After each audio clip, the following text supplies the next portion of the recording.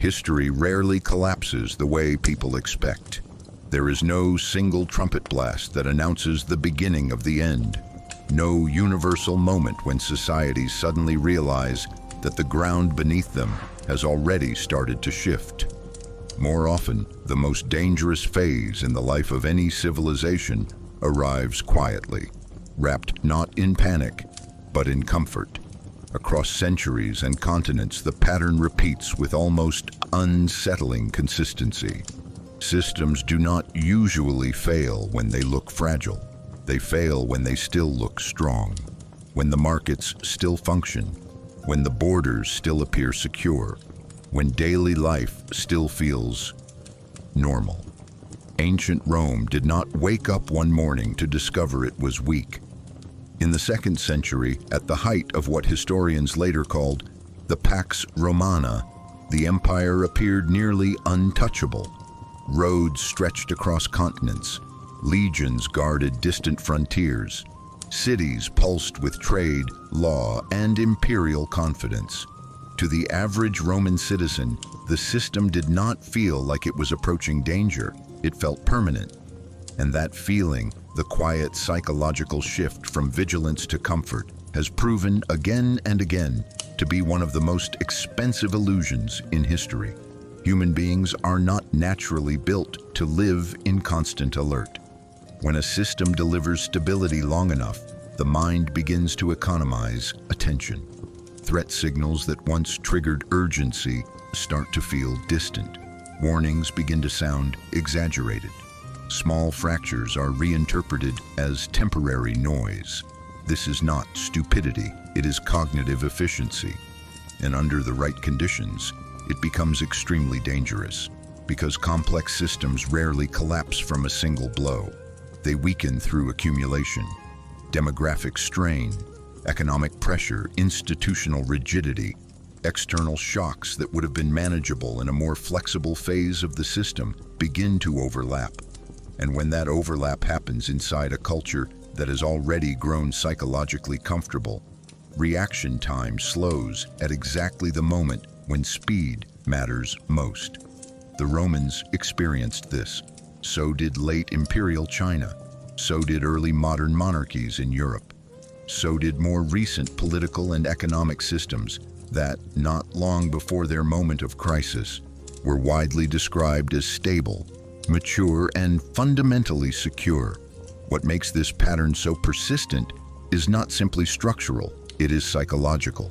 Again and again, human societies generate what might be called comfort narratives, quiet internal stories that reduce anxiety in the short term but increase vulnerability over time. We still have time. It cannot happen here. The system is strong. Someone else will fix it. These are not merely political miscalculations. They are emotional stabilizers. They help populations sleep at night. They help leaders avoid premature panic. And in many periods of history, they even work, right up until the moment they don't.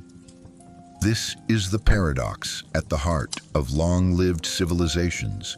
The very stability that makes a system successful in one century can quietly prepare the psychological conditions for delayed reaction in the next.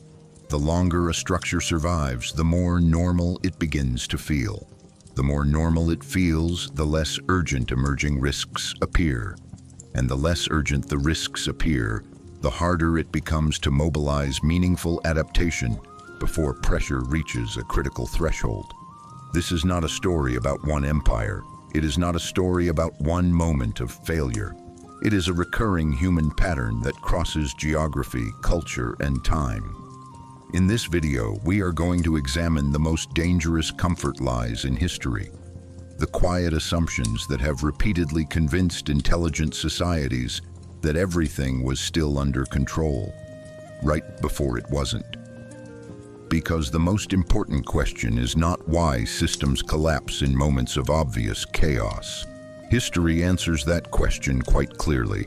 The more unsettling question is why so many systems fail while still appearing stable.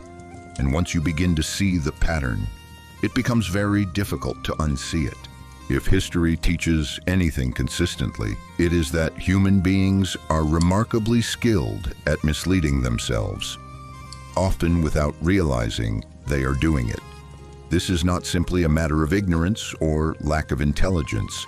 In many cases, the societies and leaders who fell into dangerous comfort were highly educated, strategically experienced, and fully capable of complex reasoning.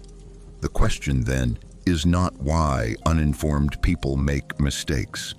The more unsettling question is why intelligent individuals and advanced civilizations repeatedly construct narratives that soften reality at the very moment clarity is most needed. The answer begins deep inside the architecture of the human mind. The brain is not designed primarily to perceive reality with perfect accuracy. It is designed to maintain functional stability under uncertainty. From an evolutionary perspective, excessive anxiety is costly. Constant high-alert states drain energy, disrupt coordination, and impair long-term planning.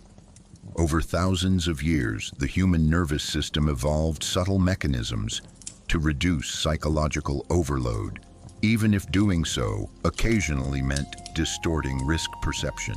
This is where self-deception begins to take shape. When incoming information threatens a person's sense of control or predictability, the mind often engages in quiet cognitive smoothing.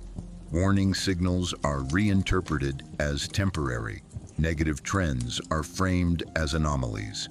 Ambiguous threats are pushed into the category of not yet urgent. Psychologists today refer to several of these mechanisms by name: normalcy bias, optimism bias, cognitive dissonance reduction. But the pattern itself is ancient. Roman elites displayed it when frontier pressures began to mount. Late imperial courts displayed it when administrative strain accumulated. Financial systems have displayed it repeatedly in the years leading up to major economic shocks. The pattern is not random, it is protective, at least in the short term. Self-deception reduces immediate stress. It preserves social cohesion. It prevents premature panic. In stable environments, these traits can even be adaptive. But under conditions of slow structural change, the same mental efficiencies become liabilities. Because the human mind is particularly poor at intuitively grasping gradual risk accumulation, sudden danger triggers fast response. Slow drift often triggers rationalization. Marcus Aurelius himself seemed acutely aware of this vulnerability. Again and again in Meditations, he warns himself not to accept comforting interpretations too quickly, not to assume that emotional relief equals clarity, not to mistake temporary calm for structural security.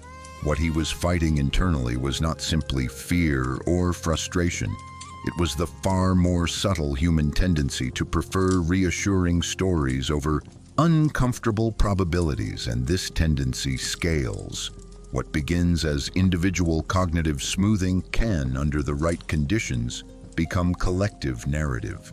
When enough people inside a system share the same comfort assumptions, the result is cultural inertia. Signals that might otherwise trigger adaptation are collectively downgraded. Response windows narrow.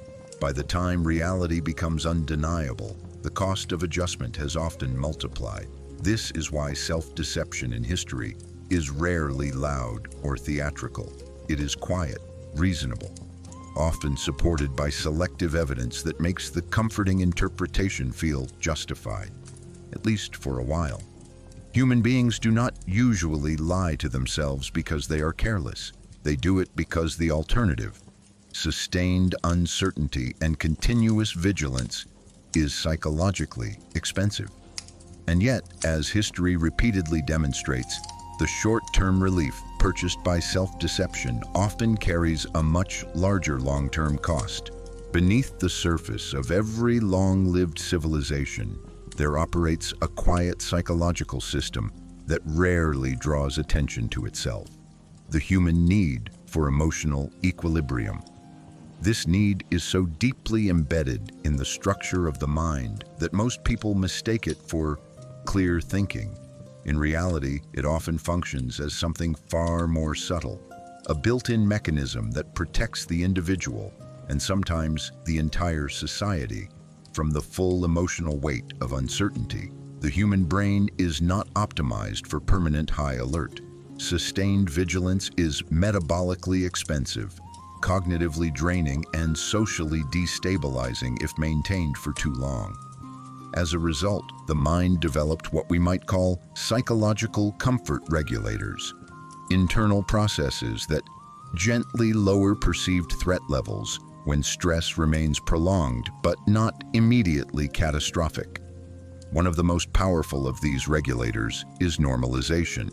When a warning signal appears repeatedly without immediate disaster following it, the nervous system begins to downgrade its urgency.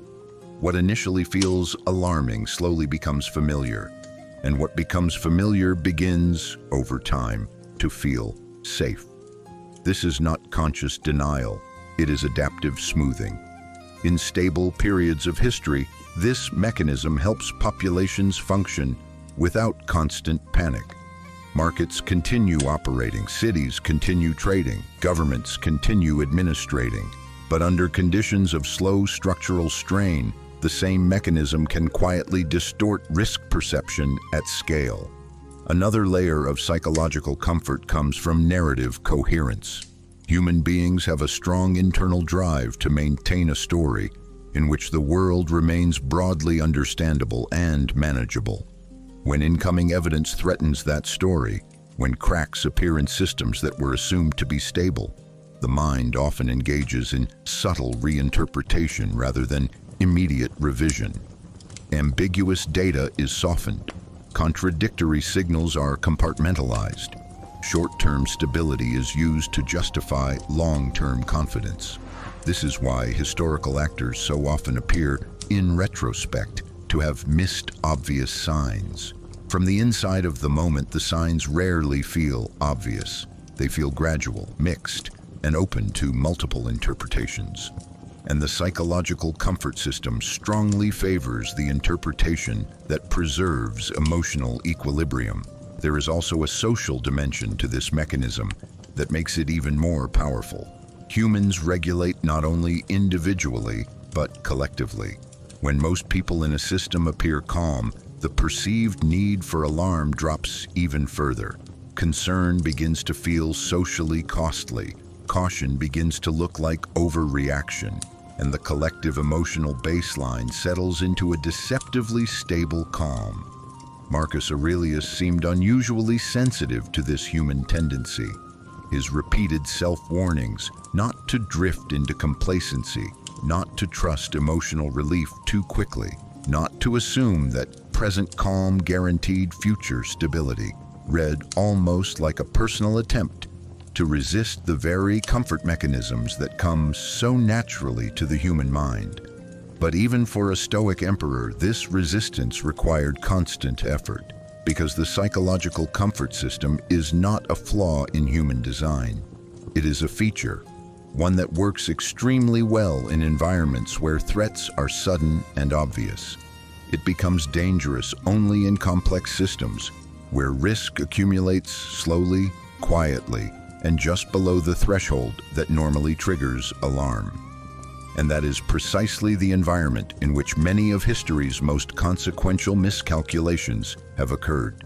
Few phrases in human history have been more quietly dangerous than the simple internal reassurance, "There is no real danger yet." It rarely appears in official declarations. It is almost never spoken with arrogance. Instead, it emerges gradually as a feeling, a shared assumption, a subtle emotional consensus that the system still has margin left. This is the illusion of safety, and it has accompanied more declining civilizations than open panic ever has. The mechanism behind this illusion is deeply human. When threats arrive slowly, unevenly, and without immediate catastrophic consequences, the mind begins to recalibrate its baseline of concern. Each uneventful day becomes silent evidence that the situation, while perhaps imperfect, remains fundamentally manageable. Each avoided disaster reinforces the emotional conclusion that the warnings may have been exaggerated. Over time, the absence of immediate collapse begins to feel like proof of long-term security. Ancient Rome experienced this repeatedly. Frontier pressures along the Rhine and Danube did not begin as overwhelming invasions. They began as manageable disturbances, incursions that the imperial system at first successfully contained. But success in early containment created psychological side effects. Because when a system survives the first wave of stress, its leaders and population often update their internal model of risk in the wrong direction. Instead of interpreting survival as a temporary success, requiring continued vigilance, the mind quietly interprets it as confirmation that the underlying structure is stronger than critics suggested. The same pattern appeared in late imperial courts in China, in European monarchies facing early fiscal strain, and in modern institutional crises that, in their early stages, looked entirely manageable. What makes the illusion of no danger yet so persistent is that it is rarely built on pure fantasy. It is usually supported by real short-term stability. Markets may still function, armies may still hold the frontier, administrative systems may still produce results that look, on the surface, reassuring. The danger lies not in immediate falsehood, but in extrapolation. Human beings are remarkably prone to projecting present stability forward in time, especially when acknowledging vulnerability would require costly or disruptive change. Psychologically, the illusion serves an important short-term function. It preserves social calm. It prevents premature overreaction. It allows complex systems to continue operating without constant crisis mode. But when structural pressures continue to accumulate beneath that calm surface, the same stabilizing belief begins to delay necessary adaptation. Marcus Aurelius appears to have been unusually aware of this cognitive trap. His repeated reminders to himself to expect difficulty, to remain alert even in periods of apparent calm, to distrust the comforting voice that says the present moment defines the future, suggest a ruler actively trying to resist the gravitational pull of premature reassurance. Yet history shows how powerful the illusion can become once it spreads collectively. When enough actors inside a system internalize the belief that there is still time, still buffer, still margin for error, the window for effective response begins to narrow almost invisibly. By the time the danger becomes emotionally undeniable, the structural flexibility required to respond quickly is often already diminished.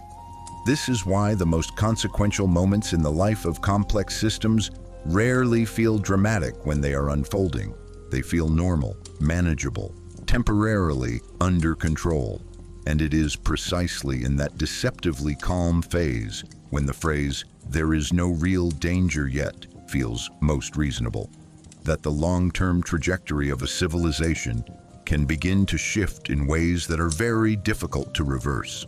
When historians look back at the later centuries of Roman power, one pattern appears with uncomfortable clarity. Rome was rarely defeated because it failed to see problems at all. Far more often, it recognized emerging pressures, but reacted to them slowly, cautiously, and sometimes fatally late. This was not because Roman leadership lacked intelligence. The empire possessed one of the most sophisticated administrative and military systems the ancient world had ever produced. Its frontier reports were detailed. Its logistical networks were vast. Its political class was experienced in managing complex threats. The danger emerged from something more subtle, the psychological and institutional inertia that develops inside long, successful systems. By the 2nd century, Rome had enjoyed generations of relative strategic dominance. Frontier disturbances along the Rhine and Danube had been contained repeatedly. Provincial revolts, when they occurred, were usually suppressed with overwhelming force. Over time, this pattern of successful containment began to shape expectations inside the imperial mindset. Pressure at the edges of the empire did not immediately register as existential risk.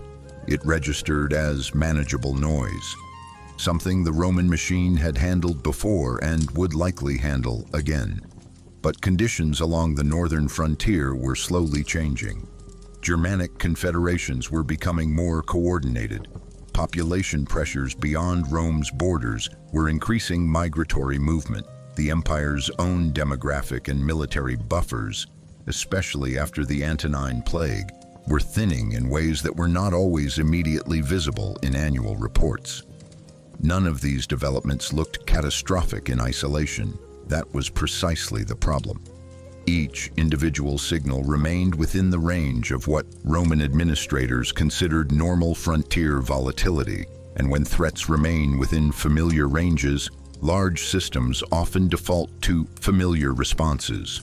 Rome reinforced borders. It negotiated with tribal leaders. It launched punitive expeditions when necessary. In the short term, these measures worked often enough to reinforce confidence in the existing playbook. But what the Roman system was slower to recognize was the cumulative shift in scale and frequency. The environment was not repeating itself. It was gradually intensifying. And large, complex bureaucratic systems are notoriously slow to recalibrate when change arrives incrementally rather than dramatically. By the time Marcus Aurelius was forced into the prolonged Marcomannic conflicts, the empire was already operating with narrower margins than earlier generations had enjoyed. Recruitment was more difficult. Population losses from disease had reduced the depth of Rome's human reserves. Frontier pressure required longer, more sustained military presence than the earlier Roman model had been designed to maintain indefinitely. Yet even in this phase, Rome did not collapse. This is what makes the lesson more subtle and more important.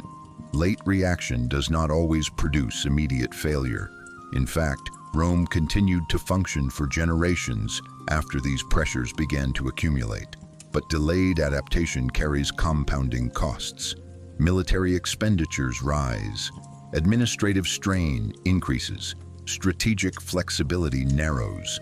The system becomes more dependent on strong individual leadership to manage stresses that earlier institutional design would have absorbed more easily. In many ways, Rome's greatest vulnerability was not blindness.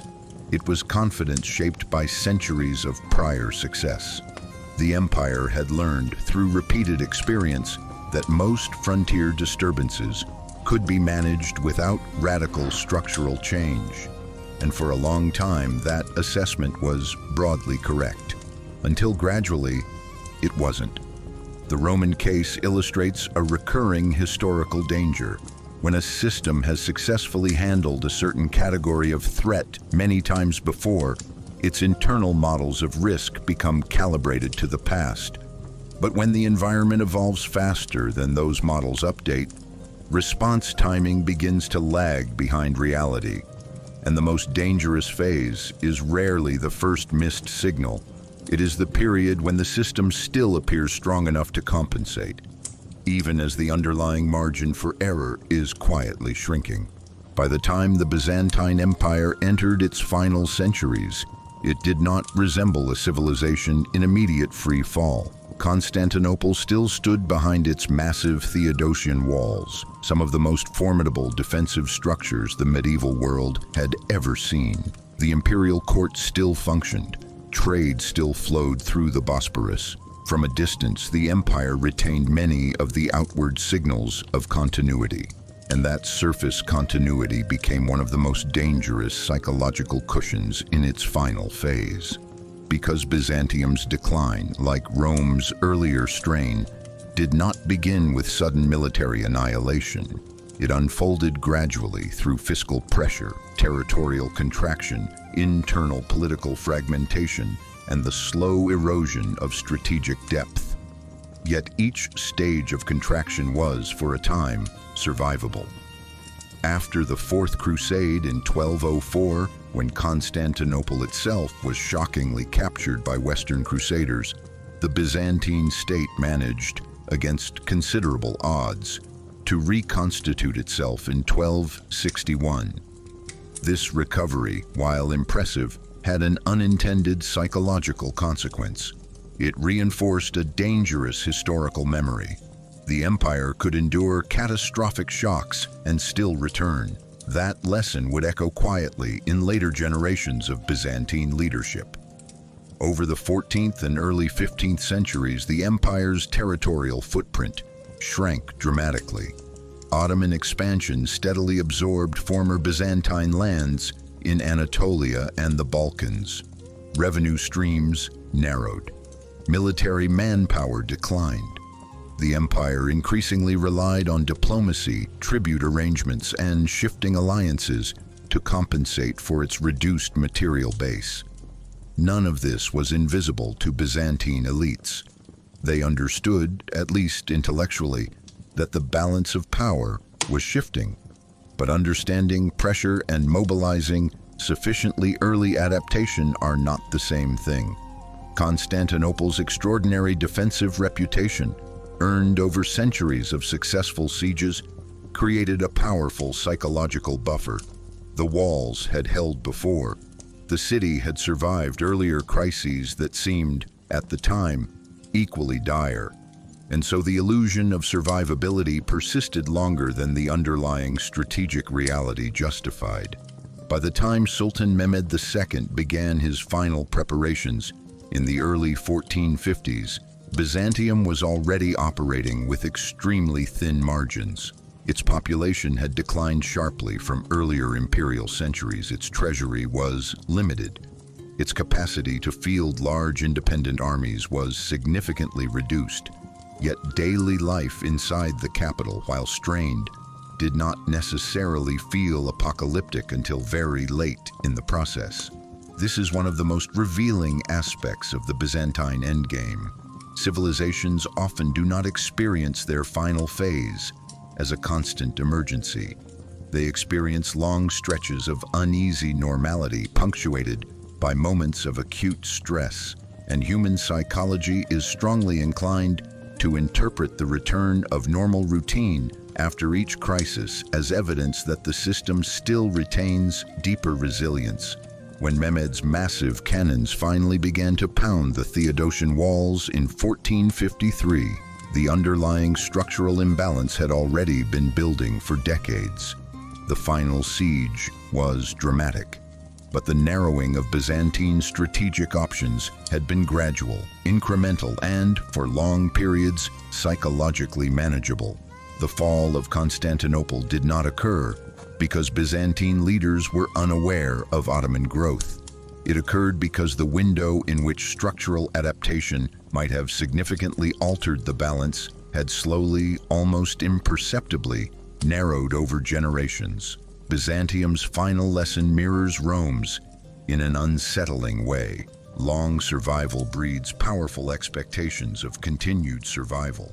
Systems that have endured repeated crises often develop deep institutional confidence in their ability to weather the next one. And sometimes that confidence remains emotionally persuasive, right up until the moment when the underlying conditions have changed more than anyone inside the system fully realized. By the time the Ottoman Empire began to seriously confront the need for deep reform, the question was no longer whether change was necessary. The question had quietly shifted to whether meaningful adaptation could still occur fast enough to preserve long-term strategic balance. For centuries, the Ottoman system had been one of the most formidable political and military machines in the early modern world. Its administrative structure was disciplined.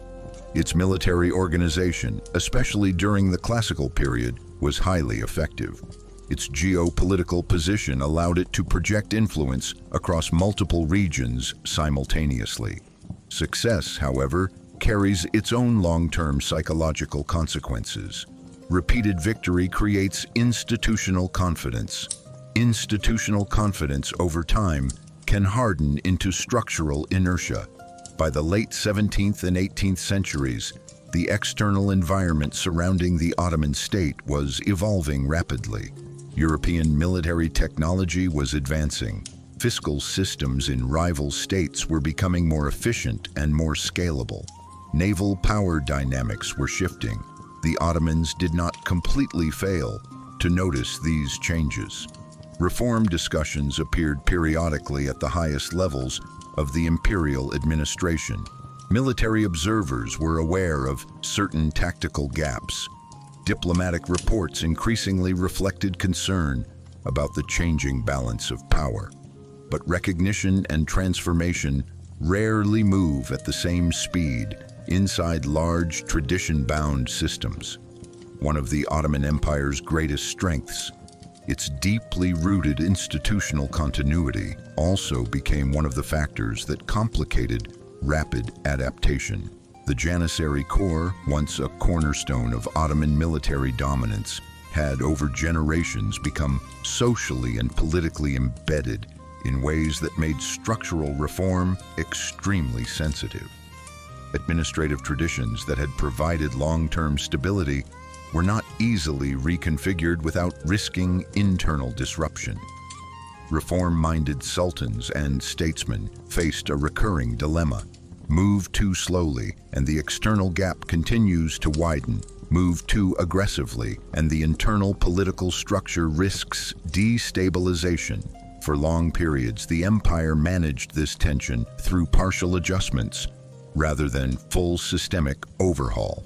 In the short term, this approach often preserved internal order, but it also allowed technological and organizational divergence with European powers to continue accumulating. By the time more serious reform efforts emerged, particularly in the late 18th and early 19th centuries with initiatives like the Nizam-e-Jadid and later the Tanzimat reforms, the strategic environment had already shifted significantly. The empire was no longer adjusting from a position of clear structural advantage. It was attempting to catch up under pressure.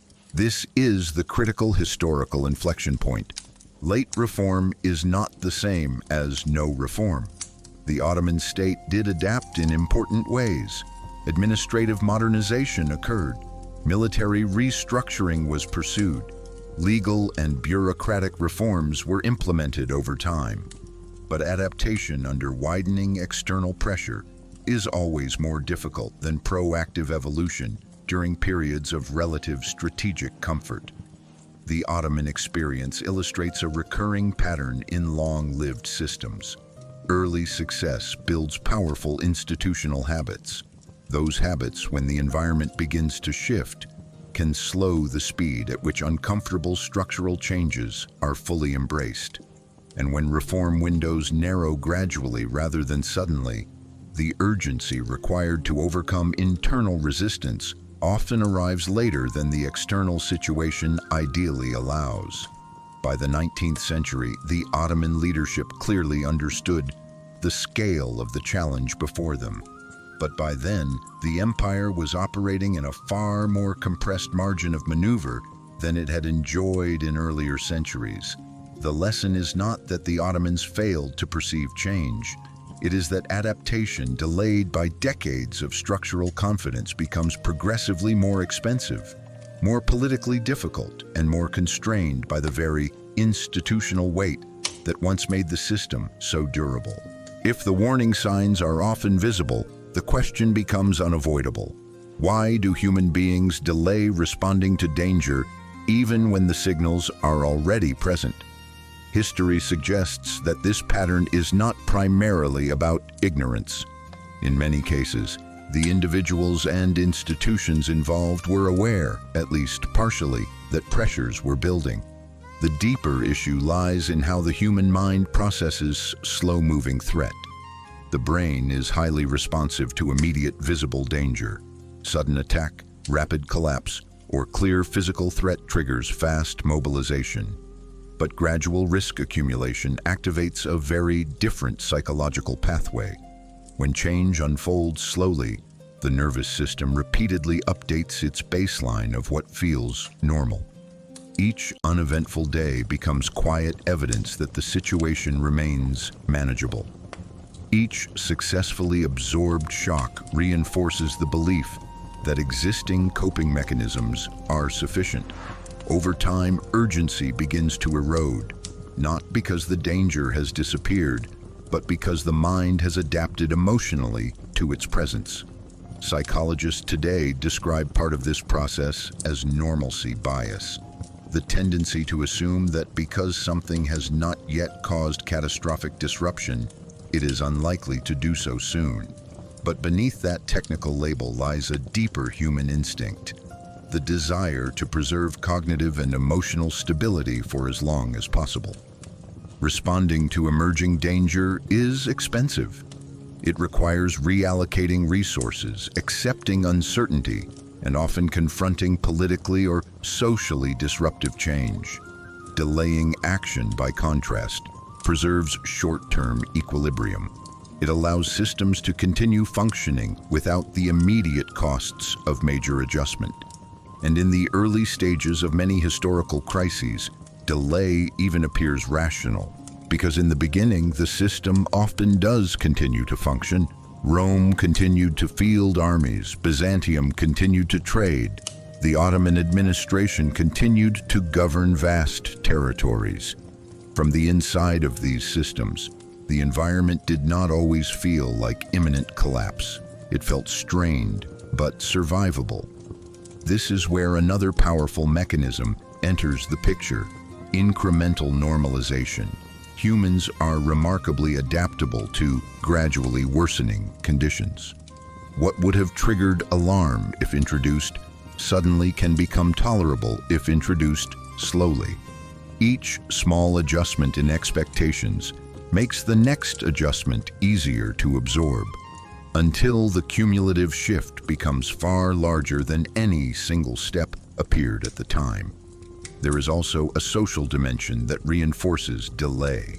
Individuals rarely assess systemic risk in isolation. They look to the emotional posture of others. If markets remain calm, if institutions continue operating, if leadership messaging remains measured, the perceived urgency of emerging threats drops even further. Concern begins to feel premature. Caution begins to feel socially costly. And the window for early, relatively inexpensive adaptation begins to narrow quietly in the background. Marcus Aurelius seemed unusually sensitive to this human vulnerability. His repeated reminders to himself to expect disruption, to remain mentally prepared for reversal, to distrust the comforting assumption that present stability guarantees future security, rude almost like a personal attempt to counteract the natural human tendency to drift toward delay.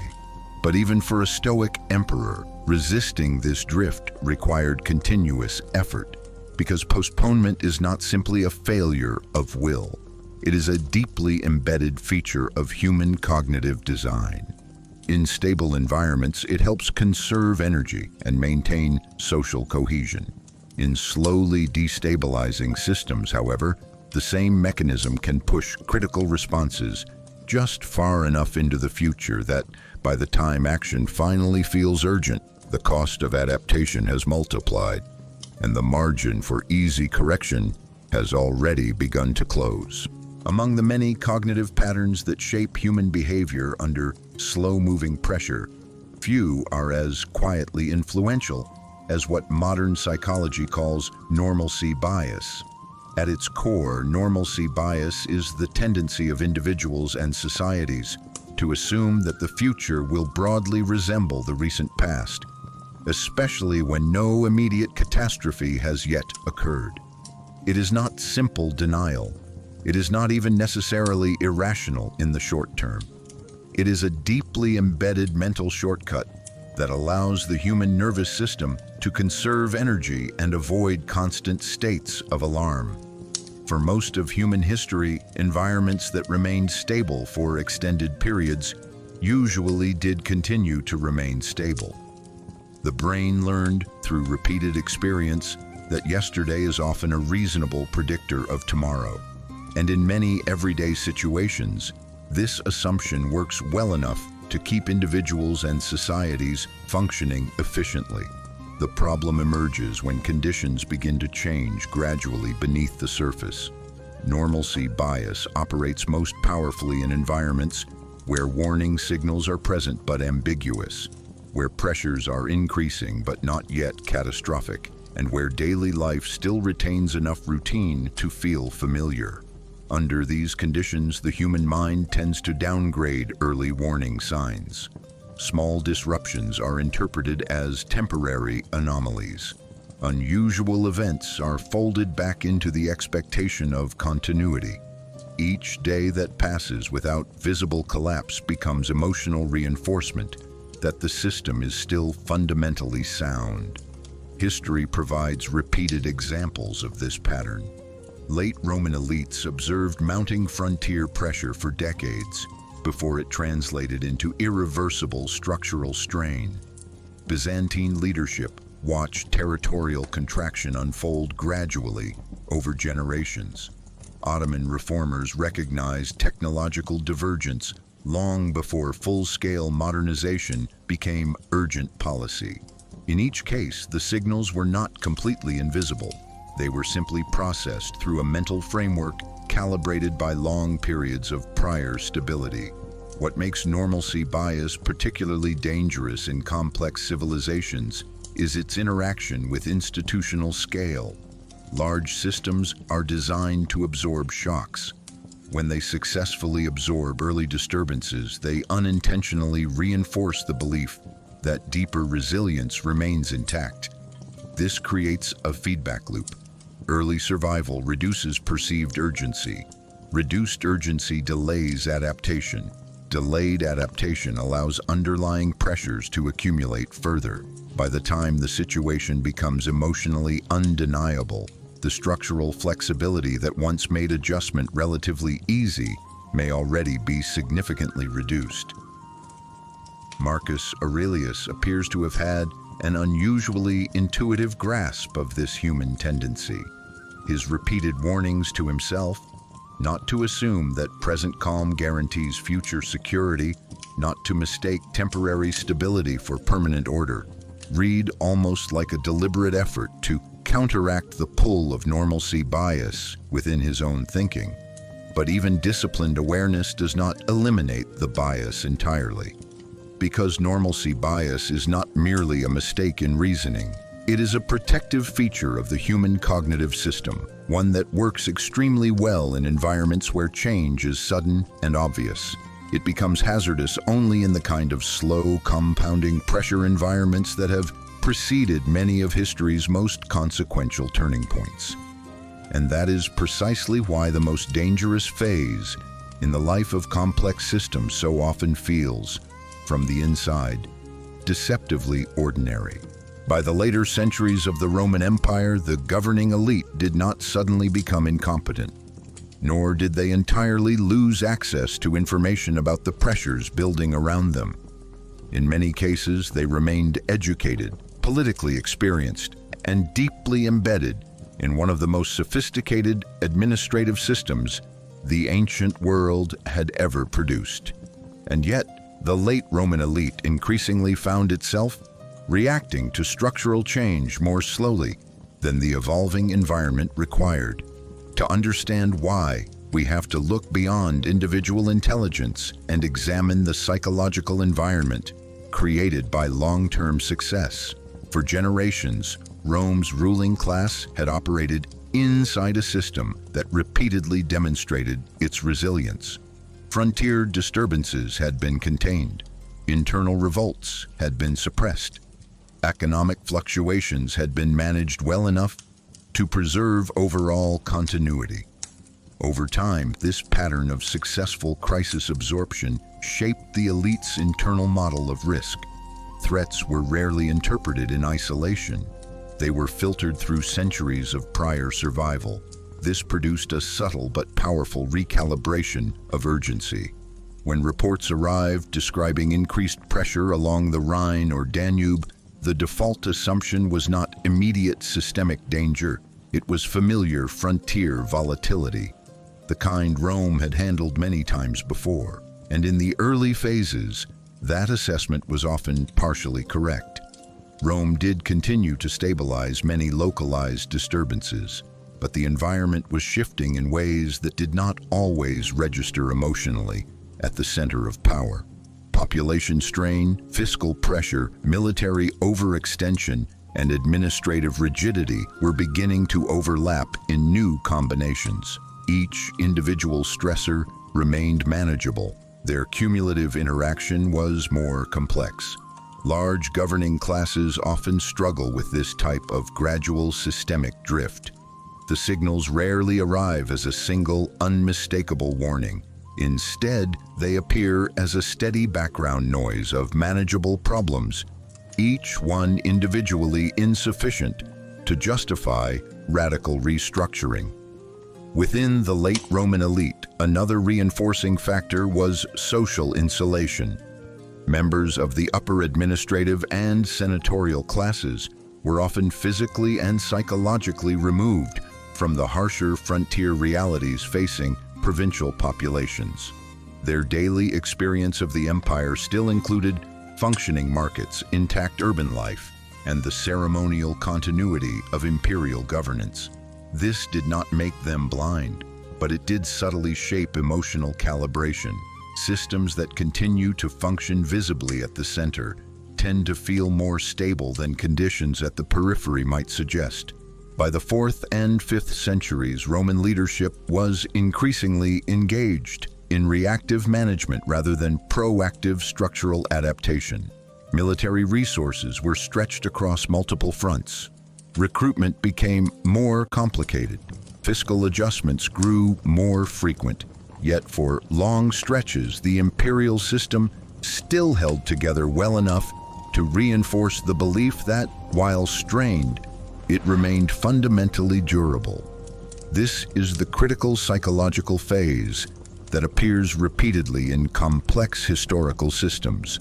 Not ignorance, not sudden collapse, but a prolonged period in which intelligent actors continue to manage real problems within a framework shaped by earlier centuries of success. Marcus Aurelius himself lived earlier than the final Western collapse, but many of the structural pressures visible in later Roman centuries were already beginning to take form during his era.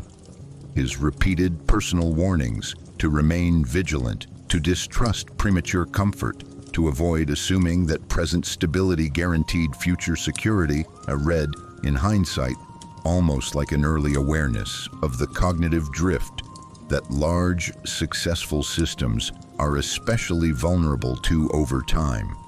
The late Roman elite did not fail because it saw nothing. It struggled because the pace at which its internal expectations updated did not always match the pace at which the external environment was evolving. And in complex systems, even small timing gaps, when compounded over decades, can quietly narrow the margin for recovery long before the full scale of the danger becomes emotionally undeniable. In the decades leading up to the French Revolution, the Bourbon monarchy did not appear, at least on the surface, to be standing on the edge of immediate collapse. Versailles still glittered with ceremonial precision. The machinery of royal administration continued to function. France remained one of the most populous and culturally influential kingdoms in Europe. From within the courtly world of the late 18th century, the system felt strained at times, but not terminal. And this perception would prove historically decisive, because the crisis that ultimately engulfed the French monarchy did not emerge overnight. It accumulated slowly through fiscal imbalance, structural inequality, and mounting social pressure that developed over generations. By the reign of Louis XVI, the financial architecture of the French state was already under severe strain. Years of costly wars, including support for the American Revolution, had deepened the crown's debt burden. Taxation remained uneven and politically sensitive, with large segments of the privileged estates shielded from the full weight of fiscal reform. Royal ministers were not unaware of the problem. Reform proposals appeared repeatedly within the government. Figures like Turgot and later Necker attempted to signal the seriousness of the fiscal imbalance. But recognition alone does not guarantee timely transformation. The French monarchy faced a structural dilemma that appears frequently in long-established systems. Meaningful reform required confronting entrenched privilege. Confronting entrenched privilege risked political backlash strong enough to destabilize the very authority attempting the reform. For years, the Crown attempted partial adjustments, enough to relieve immediate pressure, but not enough to fully rebalance the system. In the short term, this strategy preserved surface stability. Versailles continued its routines. Court life retained its elaborate rhythm. The kingdom did not feel day to day like it was approaching revolutionary rupture. And this is where the psychology of delayed danger becomes especially visible. Many members of the French elite did perceive that financial stress was real, but the monarchy had survived fiscal strain before. Social hierarchy had held for centuries. The administrative state, though imperfect, continued to function. Each year without systemic collapse quietly reinforced the belief that the situation, while serious, remained containable within the existing political framework. Meanwhile, conditions outside the court were evolving. Population growth placed new pressure on food supply. Grain price volatility affected urban populations more sharply. Enlightenment ideas circulated through educated classes, gradually shifting expectations about authority and representation. None of these developments individually guaranteed revolution, but together they formed a slowly tightening web of structural tension. By the time the Estates General was finally convened in 1789, an extraordinary step that signaled the depth of the fiscal crisis, the political atmosphere was already far more volatile than many within the traditional royal framework had fully internalized. The system had not been blind, but it had adapted cautiously, incrementally, and often too slowly to keep pace with the accumulating pressures. What makes the fall of the French monarchy so instructive is not that warning signs were absent. It is that the kingdom experienced a long period in which serious structural problems coexisted with the outward performance of stability. Court ritual continued. Administrative forms remained intact. The symbols of royal authority still projected continuity, and in complex human systems, visible continuity is often emotionally persuasive, even when underlying balances are shifting. When the revolutionary rupture finally came, it felt sudden to many observers inside the old order. In structural terms, however, the pressures had been building for decades. The French case illustrates one of history's most persistent lessons. Systems rarely collapse because their leaders see nothing at all. More often, they struggle because the pace of meaningful adaptation fails to match the speed at which underlying tensions are quietly accumulating beneath a surface that still, for a time, looks convincingly normal. By the final decade of the Soviet Union, the system did not outwardly resemble a structure on the verge of rapid disintegration. The red flag still flew over the Kremlin. The military remained vast. The state security apparatus continued to function. On paper, the USSR was still one of the two superpowers shaping the global order. And yet, beneath that surface of geopolitical weight, the internal margins of the system had been narrowing for years. The late Soviet period offers one of the clearest modern examples of how large, complex systems can maintain the appearance of formidable strength while structural strain quietly accumulates underneath. The Soviet leadership was not unaware of economic inefficiencies. By the 1970s and 1980s, Internal reports increasingly acknowledge stagnation in productivity, technological lag relative to Western economies, and growing fiscal pressure from maintaining both domestic commitments and global strategic competition. But awareness alone does not automatically produce rapid systemic adaptation. Like many long-lived political structures, the Soviet system had developed deep institutional habits that favored stability and predictability over rapid structural experimentation. Central planning mechanisms, whilst capable of mobilizing resources on a massive scale, were less agile when confronted with the need for continuous innovation and decentralized adjustment. For long stretches, the system compensated. Energy exports provided hard currency. The military balance with the United States remained broadly intact. Daily life for many Soviet citizens, while often constrained, retained enough routine to feel structurally stable rather than imminently catastrophic. This is the phase in which normalcy bias operates most powerfully. When supermarkets are still open, when salaries still arrive, when the state still projects authority, the psychological threshold for urgent alarm remains surprisingly high, even among well-informed observers. By the time Mikhail Gorbachev introduced reforms such as perestroika and glasnost in the mid-1980s, the leadership clearly understood that the system required significant adjustment. But reform in large, tightly integrated political systems carries its own risks. Efforts to increase transparency exposed previously contained dissatisfaction. Economic restructuring introduced short-term disruption before long-term efficiency could stabilize. Political openness altered the informational environment faster than the institutional framework could fully absorb. What followed was not a single catastrophic failure point, but a rapid cascade once accumulated pressures crossed a critical threshold. Republic-level tensions intensified. Economic coordination became more fragile. The central authority, long accustomed to projecting control, found its margin for coordinated response narrowing quickly. To many observers inside the Soviet Union, the speed of the final unraveling in 1991 felt shocking. But from a structural perspective, the underlying stresses had been building for over a decade, arguably longer. The system had not been static.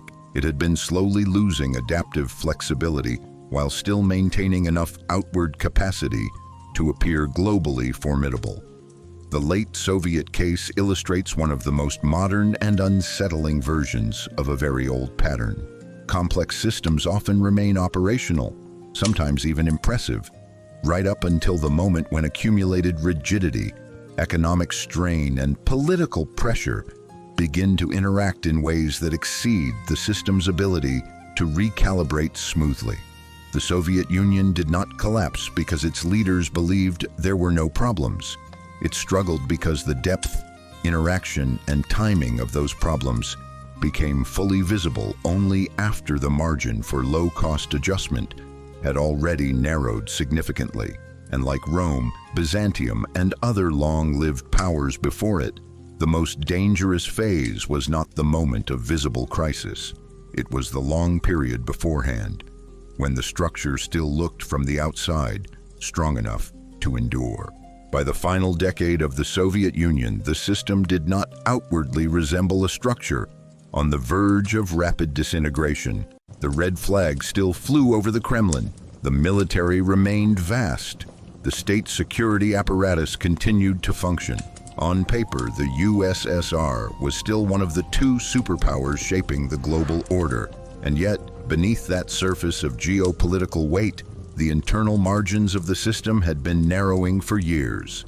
The late Soviet period offers one of the clearest modern examples of how large, complex systems can maintain the appearance of formidable strength while structural strain quietly accumulates underneath. The Soviet leadership was not unaware of economic inefficiencies.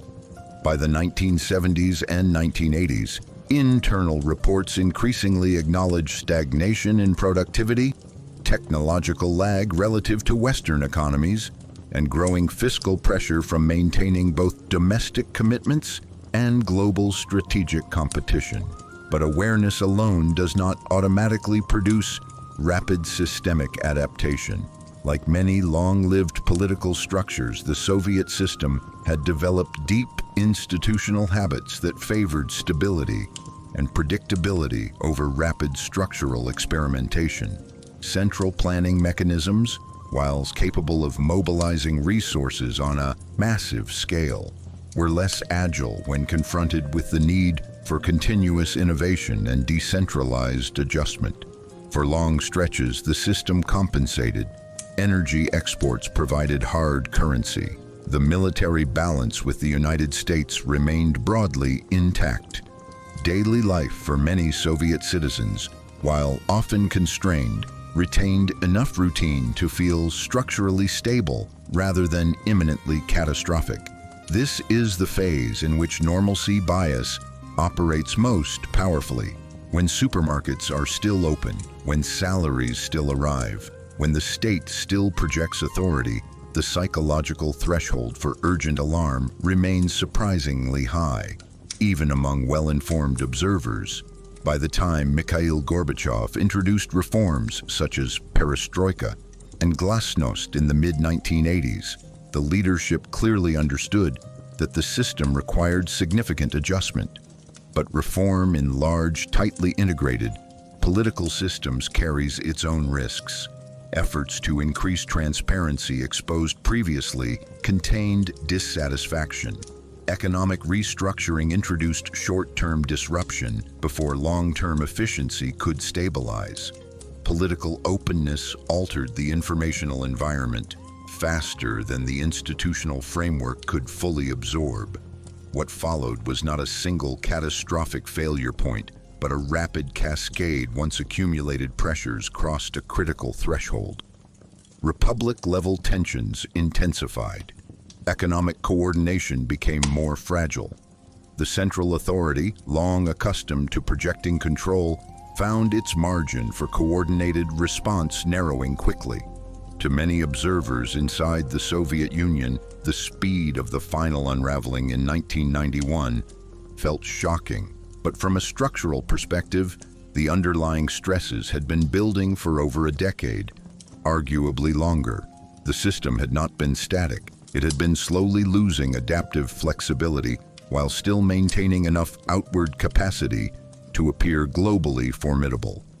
The late Soviet case illustrates one of the most modern and unsettling versions of a very old pattern. Complex systems often remain operational, sometimes even impressive, right up until the moment when accumulated rigidity, economic strain, and political pressure begin to interact in ways that exceed the system's ability to recalibrate smoothly. The Soviet Union did not collapse because its leaders believed there were no problems.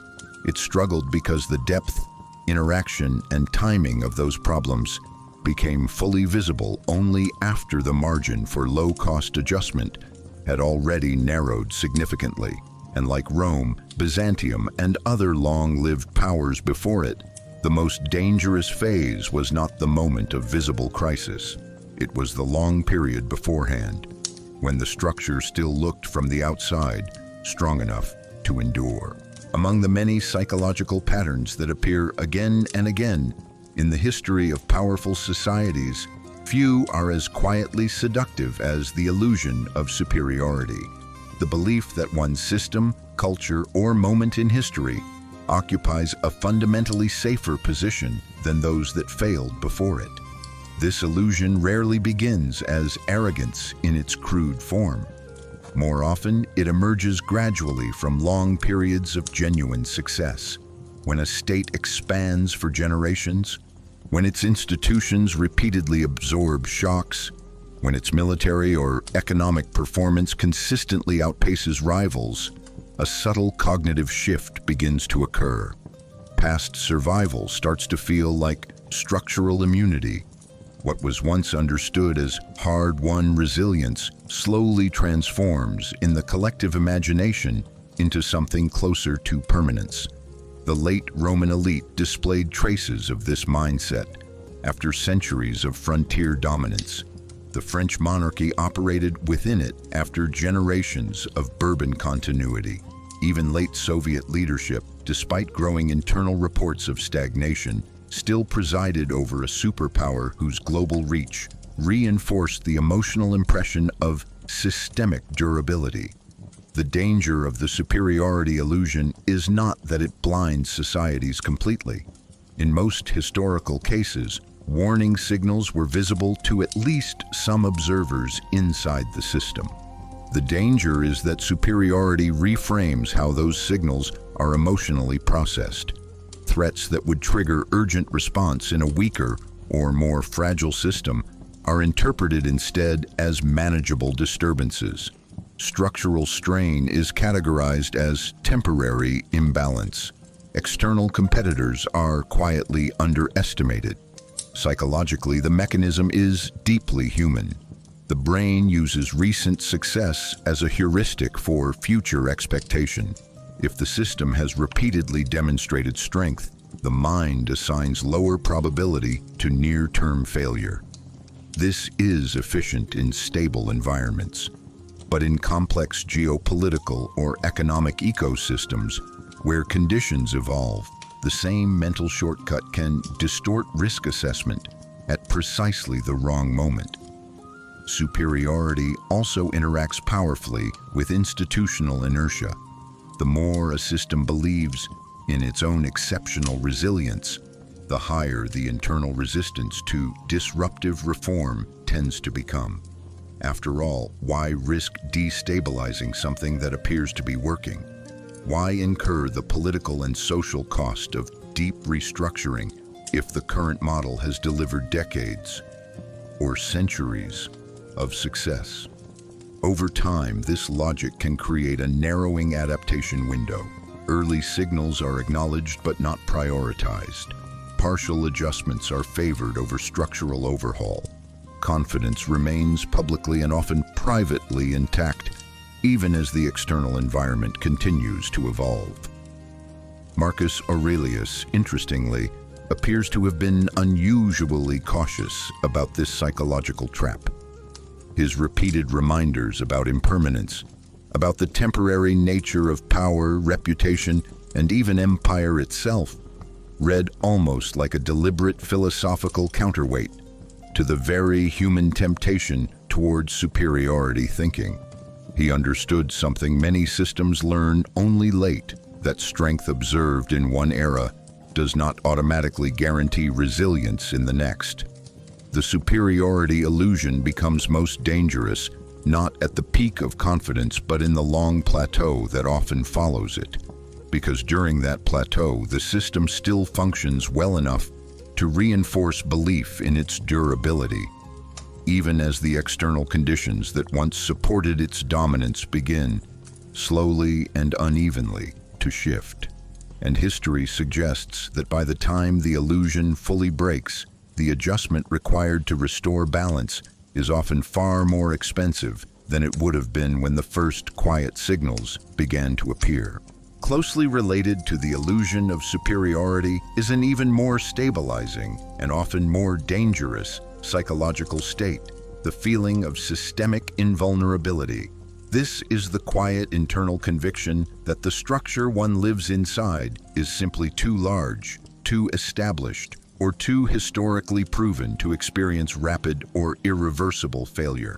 Unlike overt arrogance, the sense of system immunity rarely announces itself loudly. It forms gradually, reinforced by decades of continuity, repeated crisis survival, and the visible scale of the institutions involved. When a system has endured for generations, the human mind begins to treat its survival not as an ongoing achievement, but as a built-in feature of reality. In the Roman world, the empire's immense geographic reach and long administrative memory created precisely this kind of psychological cushion. In late Byzantium, the legendary strength of Constantinople's walls fostered a similar emotional buffer. In the late Soviet Union, the sheer magnitude of military and political power projected an image of structural permanence that was difficult, even for insiders to emotionally question. The critical danger of the invulnerability feeling is that it does not require the absence of problems. Systems can acknowledge fiscal strain, military pressure, or political tension, while still maintaining a deep underlying belief that the core structure will ultimately absorb the shock. This belief changes behavior in subtle but consequential ways. Early warning signals trigger monitoring rather than mobilization. Reform proposals generate discussion rather than urgency. Risk assessments become calibrated to past recoveries rather than future uncertainty. Over time, institutional response speed begins to drift out of alignment with environmental change. What makes this psychological state especially persistent is that it is often supported by real historical evidence, at least initially. Many long-lived systems do successfully survive multiple serious crises. Rome did recover repeatedly in earlier centuries. Byzantium had endured devastating shocks before. The Soviet state had navigated enormous internal and external pressures across much of the 20th century. Each successful recovery strengthened the emotional case for continued resilience. But systemic invulnerability is not a fixed property. It is a moving relationship between institutional flexibility and external pressure. The moment flexibility begins to narrow while pressure continues to evolve, the old confidence can quietly become outdated, even while it still feels psychologically persuasive inside the system. Marcus Aurelius, in his private reflections, seems almost preoccupied with resisting this kind of mental drift. His repeated emphasis on impermanence, on the fragility of human arrangements, on the constant possibility of reversal, suggests a ruler consciously trying to keep his internal model of reality aligned with uncertainty rather than comfort. And this may be the deeper lesson embedded across multiple historical cases.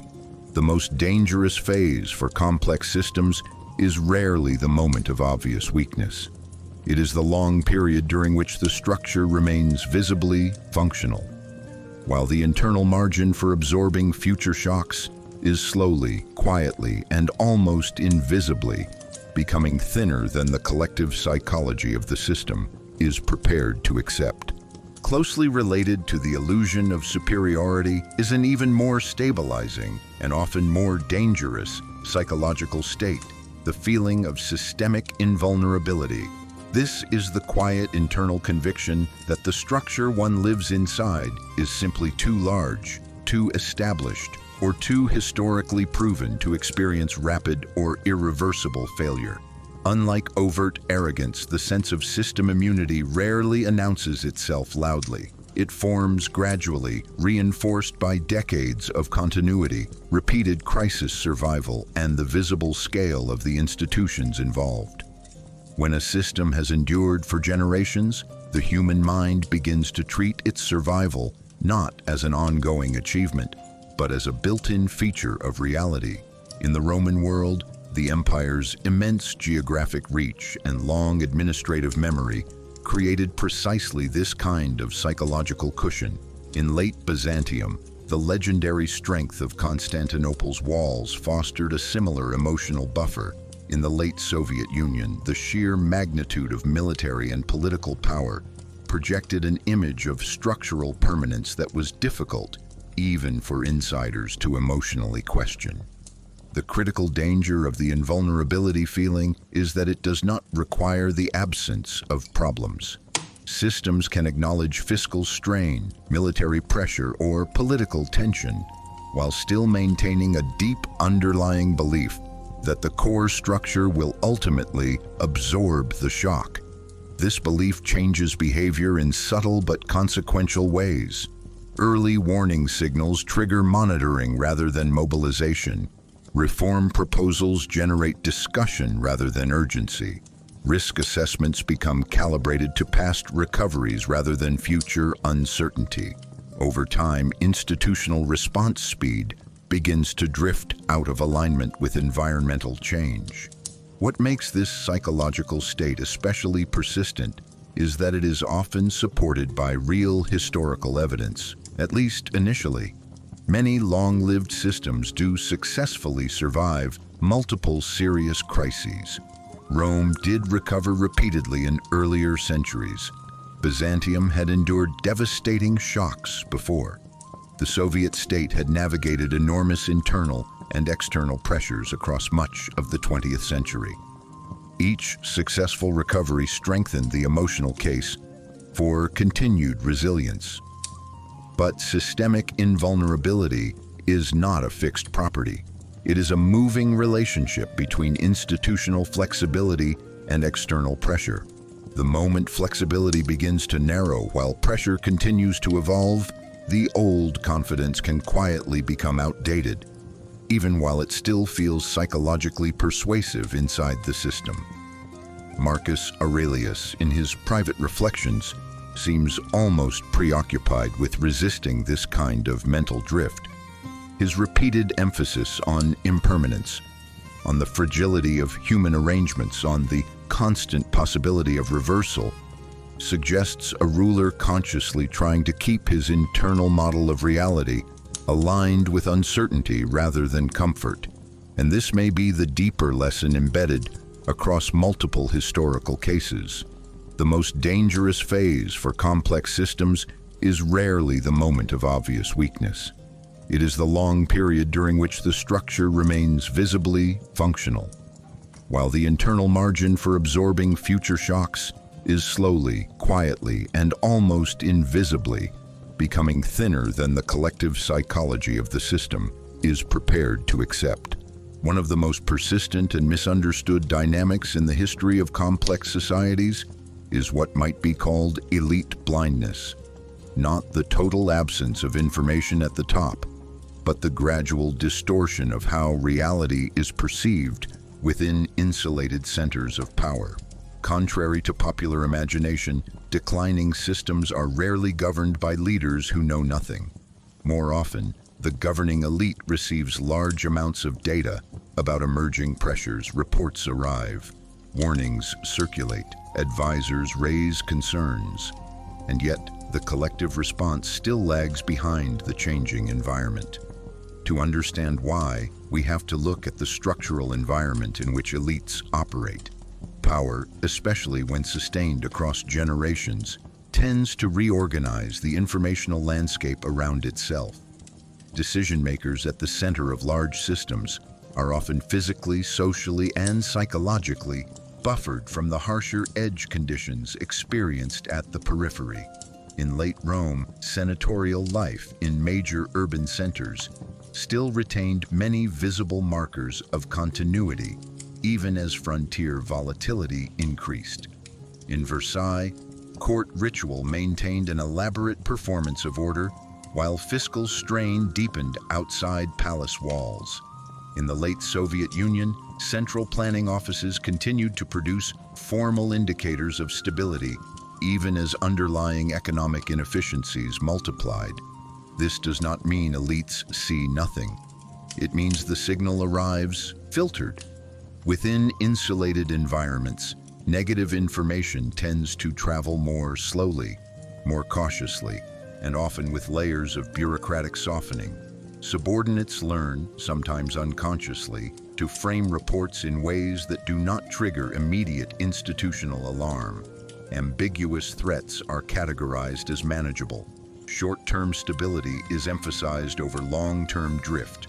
Over time, this creates a subtle but powerful recalibration of perceived risk at the top of the system. Elite blindness is therefore less about ignorance and more about signal distortion combined with emotional buffering. When daily life at the center continues to function, the psychological urgency attached to distant warning signs naturally diminishes. Human beings, regardless of status, rely heavily on their immediate environment to calibrate threat perception. If markets still operate, if administrative routines still hold, if ceremonial order remains intact, The system feels more stable than statistical indicators alone might justify. There is also a powerful career dynamic that reinforces this pattern. Inside hierarchical systems, individuals who deliver reassuring interpretations often face less immediate resistance than those who consistently deliver disruptive warnings. Over time, this can produce subtle selection pressure within advisory networks, not through deliberate suppression necessarily, but through accumulated incentives that favor stability narratives over alarmist ones. Marcus Aurelius appears unusually aware of this human vulnerability. His habit of writing private corrective notes to himself, reminders not to be lulled by appearances, not to assume that present order guarantees future security, suggests a ruler consciously trying to counteract the natural informational drift that accompanies power. But even with disciplined self-monitoring, the structural forces that produce elite blindness are difficult to fully eliminate, because they are not simply failures of attention. They are emergent properties of large, complex systems in which distance from the frontier of stress gradually reshapes how urgency is emotionally experienced.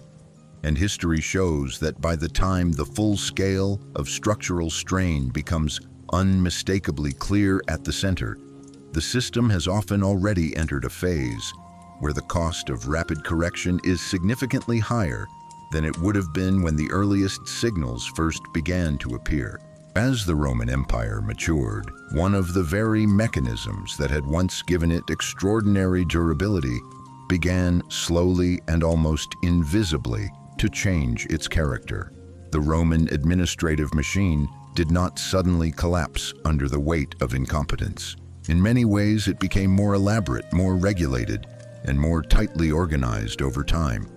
But complexity and resilience do not always grow in the same direction. What historians often observe in late-stage systems is not administrative weakness, but administrative hardening, a gradual shift from flexible adaptation toward procedural rigidity. In the earlier centuries of Roman expansion, governance structures had been comparatively responsive. Provincial management allowed for a degree of local variation. Military command structures could adjust to rapidly changing frontier conditions. Fiscal extraction, while often heavy, still retained room for negotiated adjustment depending on regional realities. But as the empire aged and pressures accumulated, the central administration increasingly moved toward standardization and tighter control. Tax systems became more fixed and more difficult to recalibrate quickly. Military recruitment procedures became more formalized at the very moment demographic strain was beginning to reduce the available pool of manpower. Legal and bureaucratic processes expanded in volume and procedural complexity, creating greater predictability but also slower institutional reaction speed. This shift did not occur without reason. From the perspective of imperial administrators, greater regulation often appeared necessary to maintain order across an enormous and diverse territory. Standardization reduced uncertainty. Fixed obligations stabilized revenue expectations. Formal hierarchies improved oversight across distant provinces. In the short term, these measures often worked. The Roman state remained impressively functional well into periods of growing strain. But the long-term side effect of administrative hardening is subtle and historically recurrent.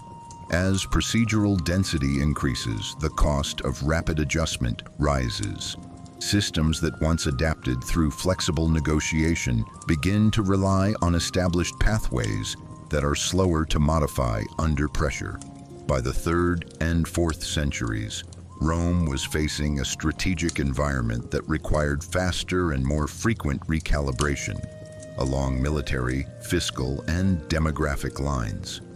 Yet the administrative culture of the empire had, by then, become increasingly optimized for stability rather than agility. This is the paradox that appears in many long-lived bureaucratic systems. The structures that provide durability in one era can, under changing conditions, reduce the speed of effective response in the next. Rome's bureaucracy did not fail because it stopped functioning. It continued to collect taxes, issue legal rulings, and coordinate large military operations. The problem was more structural and more subtle. The system became progressively less able to adapt quickly and cheaply to new categories of stress. Marcus Aurelius ruled before the full rigidity of the later imperial administration reached its peak, but the early signs of increasing structural load were already visible in his time. The empire he governed still possessed enormous capacity, but it was beginning to require more effort to maintain equilibrium than it had in earlier centuries, and history suggests that when maintenance costs rise steadily inside complex systems, the most dangerous phase is not immediate breakdown. It is the long plateau during which the machinery still operates, but with diminishing margin for easy adjustment when the external environment inevitably continues to evolve. At the height of Abbasid power, the Caliphal court in Baghdad presided over one of the most sophisticated and culturally vibrant political systems of the medieval world. Trade networks stretched across continents. Scholarly life flourished. Administrative institutions functioned with impressive complexity for their time. From the center, the empire still projected the image of a confident and enduring civilization. But beneath that intellectual and commercial brilliance, the structural balance between the imperial center and its vast provincial territories was slowly beginning to shift. Like many expansive empires before and after it, the Abbasid state faced the long-term challenge of governing distance. In its earlier phases, the Caliphal administration maintained relatively strong fiscal and political oversight across key regions. Provincial governors operated within a framework that still visibly linked local authority to Baghdad's central command. Over time, however, several pressures began to accumulate. The geographic scale of the empire made direct administrative control increasingly expensive. Military commanders stationed in distant provinces gained greater operational autonomy. Local dynasties and strongmen emerged, often formally acknowledging Abbasid authority while exercising substantial independent power on the ground. This process did not initially look like open fragmentation. Tribute continued to flow in many regions. The caliph's symbolic legitimacy remained widely recognized. Official correspondence still framed the empire as a unified political order, and this is precisely the phase in which systemic weakening is often hardest to emotionally register, because formal structures remain intact even as effective control begins to diffuse. By the 9th and 10th centuries, the Abbasid center was increasingly relying on negotiated authority rather than direct administrative command in several frontier regions. Fiscal flows became less predictable. Military loyalty, in some cases, shifted toward regional power brokers. The famous rise of semi-autonomous dynasties, such as the Tulunids in Egypt or the Samanids in Central Asia, reflected not sudden collapse, but gradual decentralization. From Baghdad's perspective, the imperial framework still functioned. The caliphate retained enormous cultural prestige. Bureaucratic life in the capital continued. Intellectual production remained vibrant, yet the empire's effective capacity to rapidly mobilize unified resources across its full territorial expanse was becoming more constrained. This is one of the most instructive patterns in imperial history. Central authority rarely disappears overnight. It thins, it negotiates, it accommodates, it adjusts incrementally to local realities, often for entirely rational, short-term reasons. But each accommodation, each delegation of real power to provincial actors slightly alters the long-term balance between symbolic unity and operational control. The Abbasid experience illustrates how empires can remain culturally and ceremonially impressive long after their peak capacity for centralized coordination has begun to erode. The system does not feel broken from the inside. It feels stretched, but still functioning. And because it continues to function, the psychological pressure for radical structural correction remains relatively low. By the time the cumulative effects of decentralization become strategically decisive, the process has often been unfolding for generations. What once appeared to be temporary administrative flexibility gradually hardens into semi-permanent diffusion of power.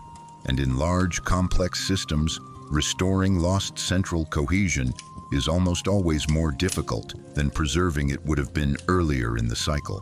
One of the most quietly powerful forces that slows response inside large systems is the diffusion of responsibility, the subtle psychological shift that occurs when many capable individuals are present, and each assumes that someone else is already monitoring the danger closely enough.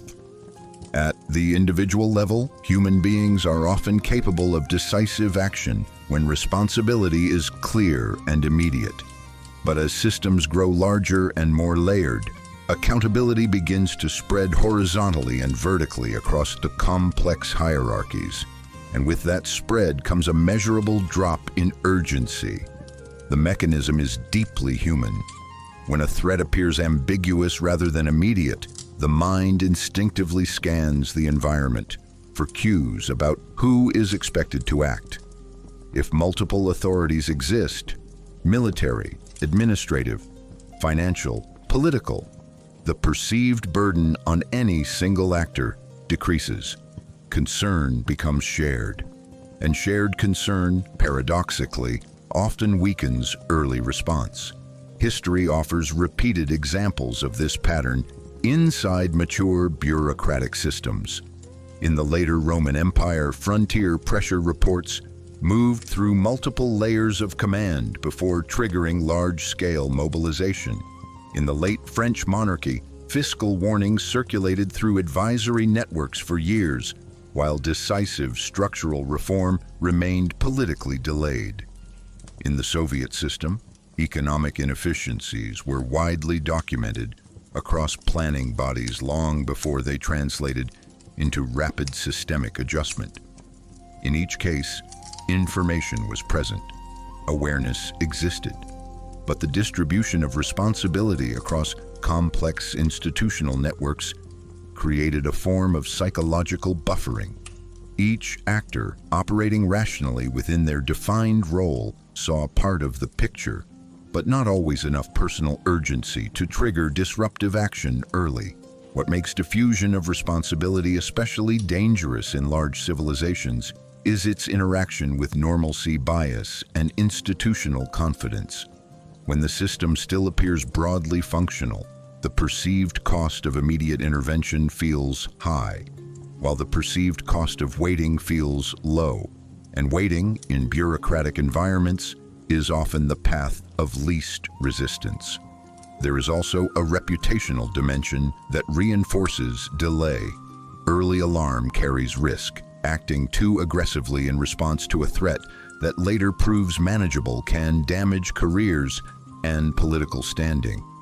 Acting cautiously and being proven right later, by contrast, is often institutionally safer. Over time, this creates subtle but powerful incentives toward incrementalism rather than preemptive structural change. Marcus Aurelius seems to have understood, at least intuitively, how easily responsibility can diffuse in complex systems. His repeated emphasis on personal duty, on doing what is required without waiting for external validation, reads almost like a stoic countermeasure against the natural human tendency to assume that someone else will move first. But even strong individual discipline struggles against systemic diffusion once institutions reach sufficient scale, because diffusion of responsibility is not primarily a moral failure. It is an emergent property of complex organizational design, and when it combines with slow-moving structural pressure, it can quietly delay collective response just long enough for manageable problems to grow into far more expensive crises than they initially appeared to be. One of the most quietly powerful forces that slows response inside large systems is the diffusion of responsibility, the subtle psychological shift that occurs when many capable individuals are present, and each assumes that someone else is already monitoring the danger closely enough. At the individual level, human beings are often capable of decisive action when responsibility is clear and immediate. But as systems grow larger and more layered, accountability begins to spread horizontally and vertically across the complex hierarchies. And with that spread comes a measurable drop in urgency. The mechanism is deeply human. When a threat appears ambiguous rather than immediate, the mind instinctively scans the environment for cues about who is expected to act. If multiple authorities exist, military, administrative, financial, political, the perceived burden on any single actor decreases.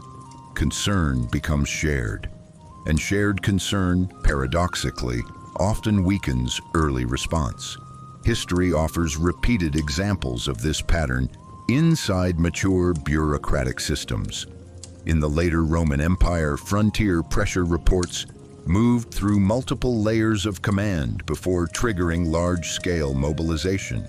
In the late French monarchy, fiscal warnings circulated through advisory networks for years, while decisive structural reform remained politically delayed. In the Soviet system, economic inefficiencies were widely documented across planning bodies long before they translated into rapid systemic adjustment. In each case, information was present, awareness existed, but the distribution of responsibility across complex institutional networks created a form of psychological buffering. Each actor, operating rationally within their defined role, saw part of the picture, but not always enough personal urgency to trigger disruptive action early. What makes diffusion of responsibility especially dangerous in large civilizations is its interaction with normalcy bias and institutional confidence. When the system still appears broadly functional, the perceived cost of immediate intervention feels high, while the perceived cost of waiting feels low. And waiting, in bureaucratic environments, is often the path of least resistance. There is also a reputational dimension that reinforces delay. Early alarm carries risk. Acting too aggressively in response to a threat that later proves manageable can damage careers and political standing. Acting cautiously and being proven right later, by contrast, is often institutionally safer. Over time, this creates subtle but powerful incentives toward incrementalism rather than preemptive structural change. Marcus Aurelius seems to have understood, at least intuitively, how easily responsibility can diffuse in complex systems. His repeated emphasis on personal duty, on doing what is required without waiting for external validation, reads almost like a stoic countermeasure against the natural human tendency to assume that someone else will move first. But even strong individual discipline struggles against systemic diffusion once institutions reach sufficient scale, because diffusion of responsibility is not primarily a moral failure. It is an emergent property of complex organizational design, and when it combines with slow-moving structural pressure, it can quietly delay collective response just long enough for manageable problems to grow into far more expensive crises than they initially appeared to be. By the later centuries of the Roman Republic and into the imperial transition, one of the most revealing patterns inside the political system was not the absence of intelligence within the Senate, but the growing difficulty of converting awareness into timely, coordinated action. The Roman Senate remained, in many respects, one of the most experienced governing bodies of the ancient world.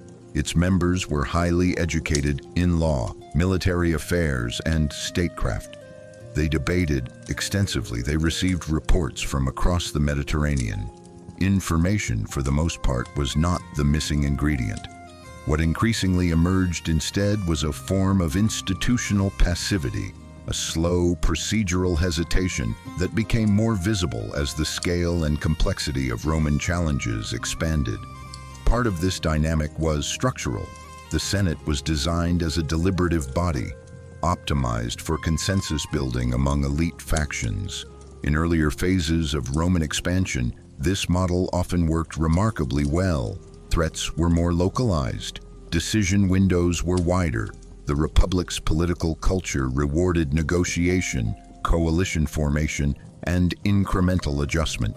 But as Rome's territorial reach expanded and the speed of external events increased, the same deliberative structure began to show strain.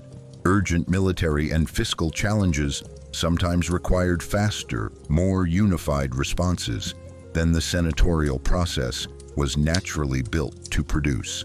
At the same time, internal political competition among elite families complicated the formation of decisive consensus. Senators were not only evaluating external threats, they were also calculating domestic political positioning, reputational risk, and factional advantage. This created subtle friction inside the decision-making environment. Even when many members recognized that conditions were shifting, whether along volatile frontiers or inside the Republic's increasingly strained political order, the path from recognition to unified action often proved slower than the evolving environment ideally allowed.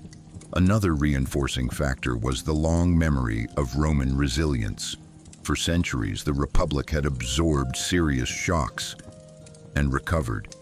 This historical experience shaped expectations inside the Senate. Many disturbances still fell within the category of problems Rome had managed before. As long as the system continued to function visibly, armies still mobilizing, taxes still collected, provincial governance still operating, the psychological pressure for radical institutional change remained relatively contained.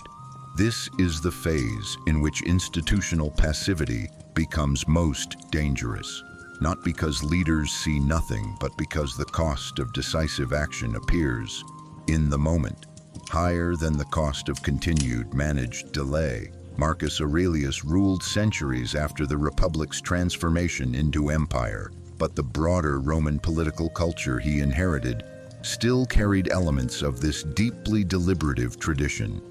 His own writings suggest an acute awareness of how easily human institutions drift toward procedural comfort when immediate catastrophe is not yet visible. The Senate did not fail Rome through simple negligence. Its hesitation emerged from the very structural features that had once made Roman governance durable: deliberation, consensus building, and political caution. But history repeatedly shows that when external pressures begin to accelerate, systems optimized for stability can struggle to maintain response speed. And in complex political environments, even small delays, when repeated across years and decades, can quietly narrow the window in which relatively low-cost corrective action remains possible. If there is one pattern that history repeats with almost unsettling consistency, it is this: civilizations rarely collapse because they see nothing. They collapse because they see, but not urgently enough. Again and again across Rome, Byzantium, the Abbasid world, the French monarchy, and the late Soviet system, the early signals were present. Reports were written, warnings were voiced, pressures were measured. But between awareness and action lies a narrow psychological gap, and it is inside that gap that the most dangerous comfort lies begin to operate. Human beings are not naturally built for permanent vigilance. We are built to stabilize, to normalize, to preserve emotional equilibrium whenever possible. In stable environments, this trait is efficient, even necessary.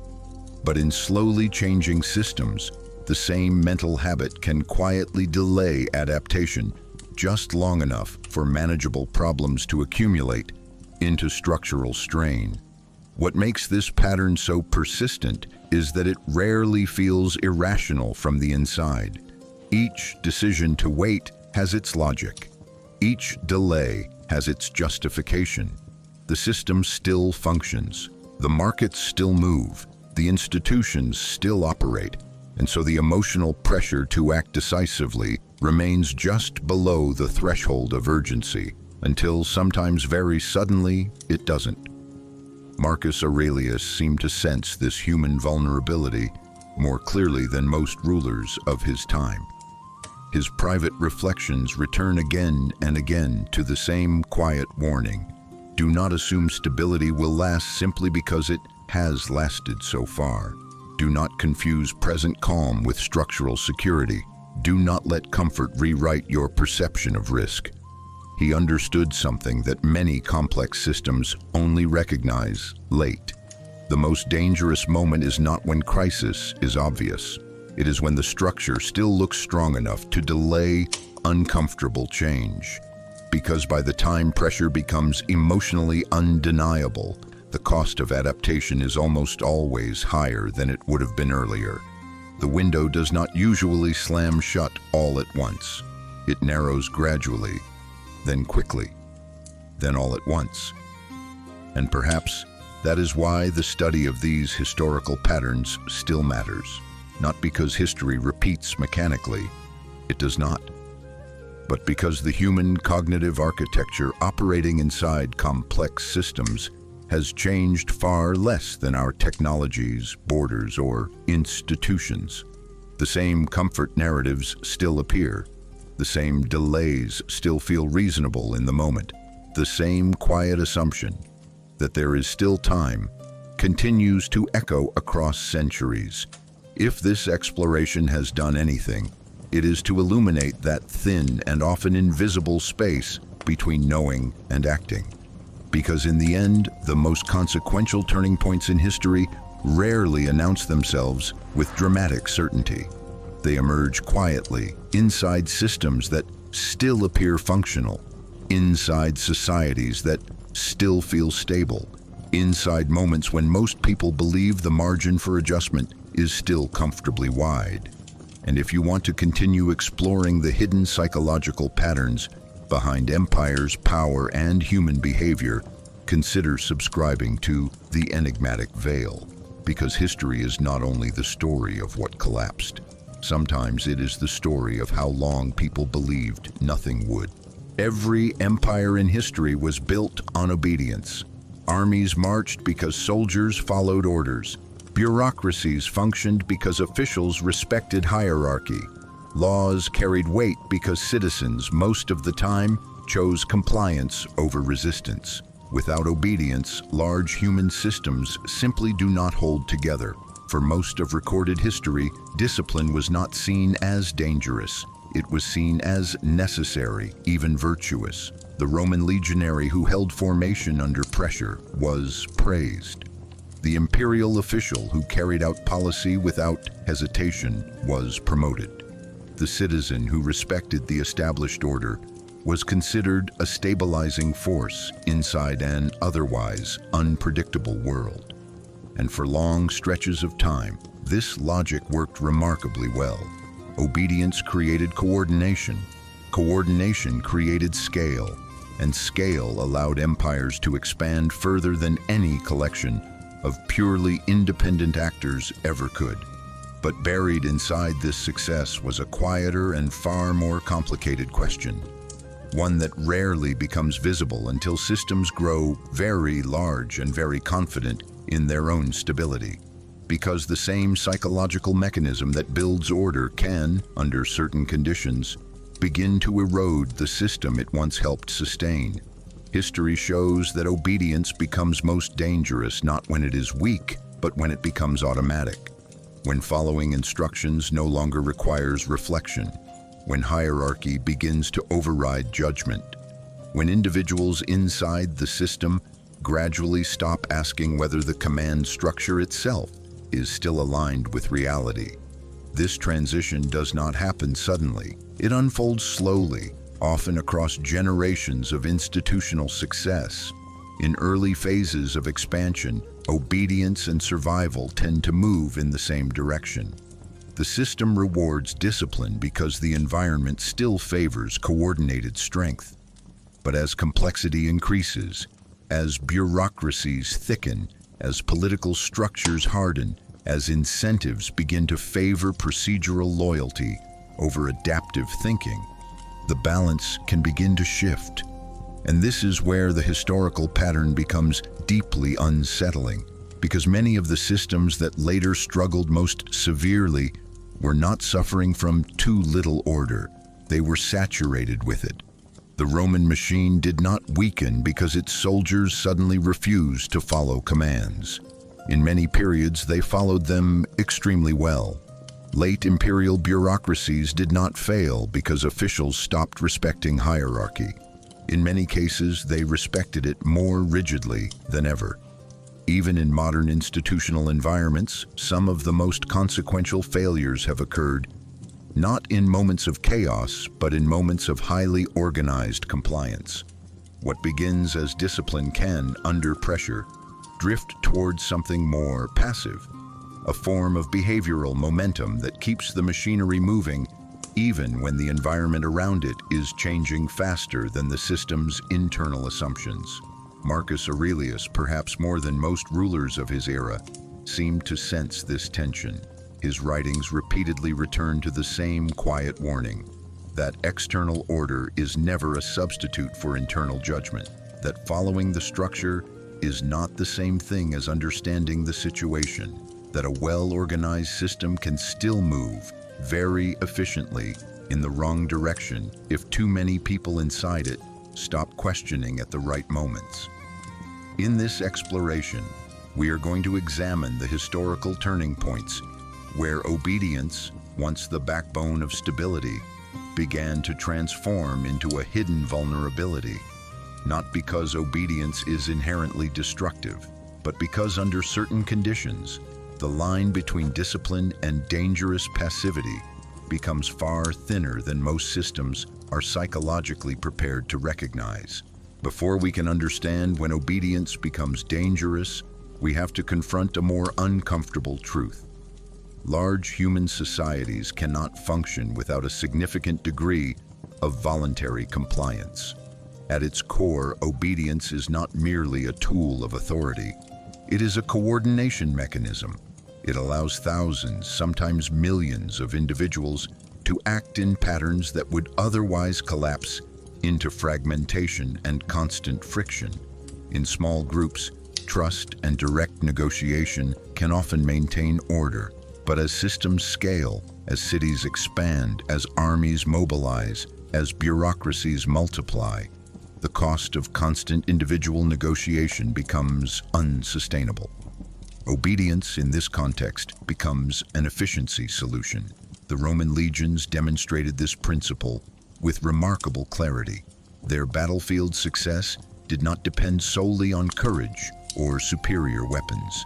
It depended on disciplined formation, the ability of thousands of soldiers to move, hold, and respond as a single coordinated body under extreme pressure. Without obedience to command structure, that level of synchronized action would have been nearly impossible to maintain in the chaos of ancient warfare. The same logic applied to imperial administration. Vast territorial systems like Rome, Han China, or the Ottoman state required layers of officials who would reliably implement policy across enormous distances. If every directive had to be renegotiated at each administrative level, the speed of governance would collapse. Predictability, one of the most valuable assets in large systems, depends heavily on the expectation that most actors will, most of the time, follow established rules and hierarchies. There is also a psychological dimension that makes obedience socially stabilizing. Human beings operate more efficiently when behavioral expectations are clear. When individuals broadly understand the boundaries of authority, coordination costs drop. Markets function more smoothly. Legal systems become more predictable. Military command structures maintain cohesion under stress. In this sense, obedience has historically been one of the quiet foundations of large-scale human cooperation. Marcus Aurelius himself, despite his deep philosophical independence, did not reject obedience as a concept. Stoic thought placed significant emphasis on fulfilling one's role within the larger structure of the world, performing one's duty with discipline and restraint. What concerned him was not obedience itself, but unexamined obedience, the point at which following the system replaces thinking about the system, because obedience is most beneficial when it operates alongside judgment, when individuals retain the capacity to recognize when conditions have changed, when hierarchy remains responsive to reality rather than insulated from it. History suggests that the healthiest large systems are not those that eliminate obedience, but those that maintain a careful balance between discipline and adaptive awareness. Too little obedience produces fragmentation and instability, but too much automatic compliance, especially in rapidly changing environments, can slow correction at precisely the moment when flexibility becomes most critical. And it is in that narrow and often difficult to see space between necessary order and dangerous overcompliance that some of history's most consequential turning points have quietly taken shape. At first glance, discipline and blind obedience can look almost identical from the outside. Both produce order, both create coordinated behavior, both allow large systems to function without constant friction. But beneath the surface, the psychological architecture of these two states is fundamentally different, and history shows that confusing them can carry very expensive consequences. Discipline is an active state. It requires awareness, internal regulation, and the capacity to align one's actions with both structure and reality at the same time. A disciplined soldier holds formation not because he has stopped thinking, but because he understands the tactical logic of cohesion under pressure. A disciplined official follows procedure while still monitoring whether the procedure continues to serve the system's broader stability. In its healthiest form, discipline is not passive submission. It is controlled cooperation guided by judgment. Blind obedience, by contrast, is a passive state. It emerges when the act of following replaces the act of evaluating. The individual no longer needs to assess whether conditions have changed. The presence of authority becomes sufficient justification for compliance. This shift is often gradual and psychologically comfortable. Thinking is metabolically expensive. Continuous evaluation creates cognitive strain. Over time, especially in highly structured environments, human beings tend to conserve effort by outsourcing judgment upward in the hierarchy. Most of the time in stable systems, this works well enough to maintain efficiency. But when environments begin to change rapidly, the difference between disciplined systems and blindly obedient systems becomes critically important. Disciplined structures retain adaptive capacity. Individuals inside them still register anomalies. They still notice when reality begins to diverge from established assumptions. Blindly obedient structures, however, often continue executing established patterns long after the environment has shifted. From the outside, both systems may appear equally orderly, at least initially. Internally, their flexibility is dramatically different. The Roman military at its peak demonstrated disciplined cohesion combined with tactical adaptability. Later, bureaucratic environments in multiple empires, by contrast, sometimes drifted toward procedural rigidity where compliance was rewarded more consistently than situational awareness. Marcus Aurelius's Stoic framework reflects a deep sensitivity to this distinction. His repeated emphasis on self-governance, on maintaining clarity of judgment, even while fulfilling one's role within the larger order, suggests that he understood obedience without awareness carries long-term risk. The Stoic ideal was never mindless compliance. It was conscious alignment with duty, while preserving the inner capacity to see reality clearly. This is why the line between discipline and blind obedience is so historically important. Both create stability in the short term, but only one preserves the system's ability to adjust when conditions inevitably change. And history suggests that the most dangerous phase in the life of complex institutions often begins at the moment when outward order remains impressive, but the internal habit of independent judgment has quietly begun to thin. If we strip away the mythology that often surrounds great empires, one structural reality becomes difficult to avoid. No large-scale political order in history has ever been built without a substantial foundation of obedience. Coordination at imperial scale requires predictability. Predictability requires that most individuals, most of the time, follow established commands, laws, and institutional expectations without constant renegotiation. Without this baseline compliance, large systems fragment quickly under their own complexity. The Roman Empire did not expand across 3 continents through individual improvisation alone. Its legions functioned because soldiers held formation under pressure, even when instinct might have pushed them to break. Its administrative networks operated because provincial officials implemented directives issued hundreds or even thousands of miles away. Its legal authority carried weight because the majority of subjects accepted, however reluctantly, the legitimacy of imperial order. The same pattern appears across civilizations. Imperial China relied on layers of scholar officials who executed policy with disciplined regularity. The Ottoman state maintained cohesion across vast territories through highly structured military and bureaucratic obedience. Even modern nation-states depend on millions of routine acts of compliance each day. Tax systems, legal enforcement, military command, civil administration. In this sense, obedience is not merely a political preference. It is a scaling mechanism for human organization. Small groups can function through direct trust and constant negotiation. Large systems cannot. They require a predictable behavioral baseline that allows coordination to occur faster than individual deliberation would permit. Marcus Aurelius, despite his philosophical caution toward unthinking conformity, understood this structural necessity. His Stoic worldview did not reject hierarchy or duty. On the contrary, it emphasized the importance of fulfilling one's role within the larger order of the world.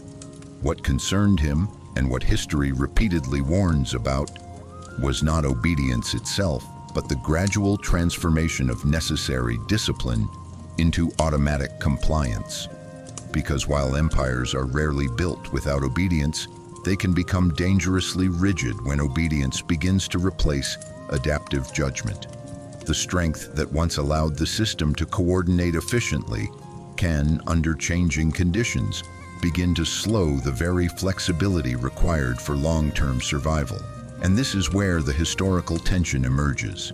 The same behavioral force that makes large-scale order possible can, if left completely unchecked, quietly narrow the system's capacity to recognize when the environment has begun to change. Few civilizations in history developed a bureaucratic obedience system as sophisticated or as enduring as Imperial China. For centuries, the Chinese state cultivated an administrative culture built on hierarchy, ritual precision, and deep respect for ordered authority. At its best, this structure produced remarkable continuity. Dynasties rose and fell, but the bureaucratic skeleton of governance repeatedly reconstituted itself with impressive resilience. The imperial examination system played a central role in this stability. Scholar officials were selected not primarily for military loyalty or hereditary privilege, but for mastery of classical texts, administrative discipline, and demonstrated capacity to operate within a highly structured moral and political framework. In theory, this created one of the most intellectually sophisticated governing classes in the pre-modern world. and for long periods, it worked extraordinarily well. Imperial China maintained territorial cohesion across vast distances. Tax systems functioned with notable regularity. Administrative communication flowed through carefully maintained channels that allowed the center to project authority deep into the provinces.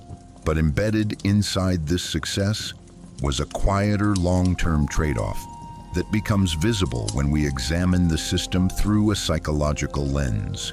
Highly refined bureaucratic cultures often reward procedural correctness more consistently than adaptive risk-taking. Over generations, this incentive structure can subtly recalibrate elite behavior. Officials learn, often unconsciously, that career stability depends less on creative deviation and more on precise conformity to established administrative norms. This does not eliminate intelligence within the system. Imperial China produced some of the most sophisticated political thinkers in pre-modern history, but it can gradually shape how that intelligence is expressed under conditions of uncertainty. When environments remain relatively stable, bureaucratic obedience provides enormous advantages. Policy implementation is consistent. Institutional memory remains strong. Large populations can be governed with predictable administrative rhythm. However, when external or internal conditions begin to shift more rapidly, highly formalized systems sometimes encounter a different kind of strain.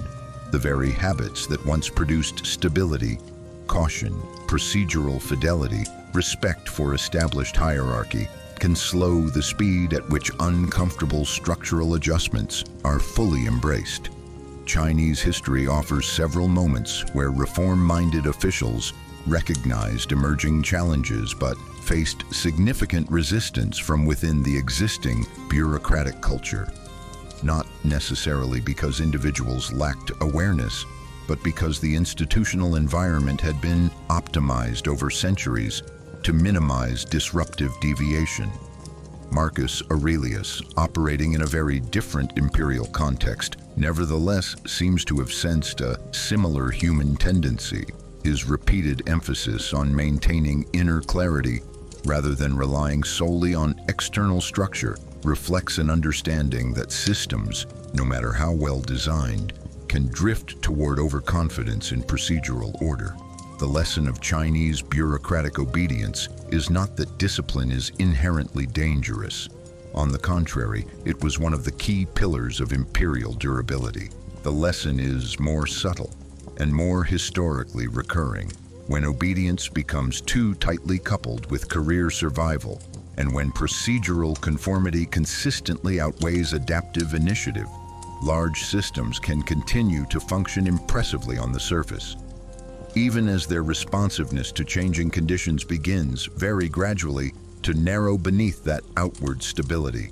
Discipline becomes dangerous at a very specific moment in the life of complex systems.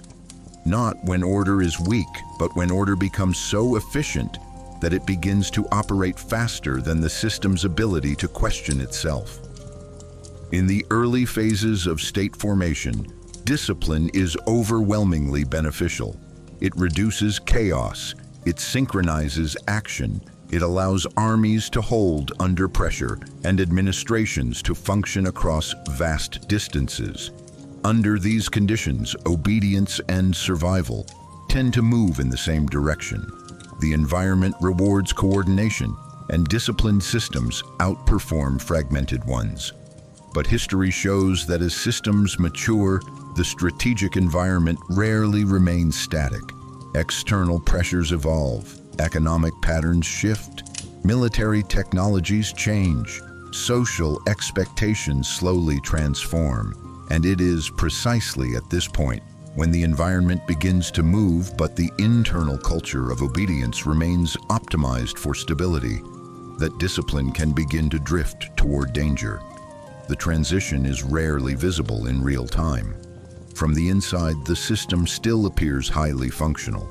Orders are executed efficiently, procedures are followed precisely, hierarchies remain intact. In fact, the system often looks stronger than ever on the surface. What changes is more subtle: the ratio between compliance and independent judgment. In highly disciplined but still adaptive systems, individuals continue to register anomalies. They notice when conditions diverge from established assumptions. They adjust at the margins even while maintaining overall order. But when institutional incentives begin to reward procedural loyalty more consistently than situational awareness, a quiet shift occurs. People stop asking whether the instruction still fits the environment. They focus instead on whether the instruction is being executed correctly. At that point, discipline has not disappeared. It has hardened. And hardened systems, while extremely stable in familiar conditions, tend to react more slowly when unfamiliar stress begins to accumulate. The Roman military machine offers an early illustration of this pattern. In its most effective phases, legionary discipline was paired with remarkable tactical flexibility. Commanders adapted formations, adjusted strategy, and responded dynamically to changing battlefield conditions. But in later bureaucratic environments across multiple empires, procedural rigidity sometimes began to outpace adaptive thinking. The machinery still moved, often impressively, but its sensitivity to environmental change narrowed. Marcus Aurelius appears to have understood, at least philosophically, how thin this line could become.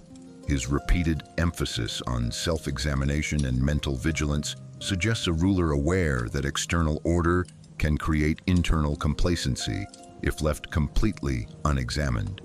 For the Stoics, true discipline was never meant to eliminate judgment. It was meant to stabilize it. This is the critical threshold history keeps returning to. Discipline becomes dangerous the moment it stops being consciously maintained and begins to run on psychological autopilot. Because once obedience becomes automatic, systems can continue executing established patterns long after the environment that once justified those patterns has quietly begun to change. And from the inside, that moment rarely feels like the beginning of danger. It feels like peak efficiency,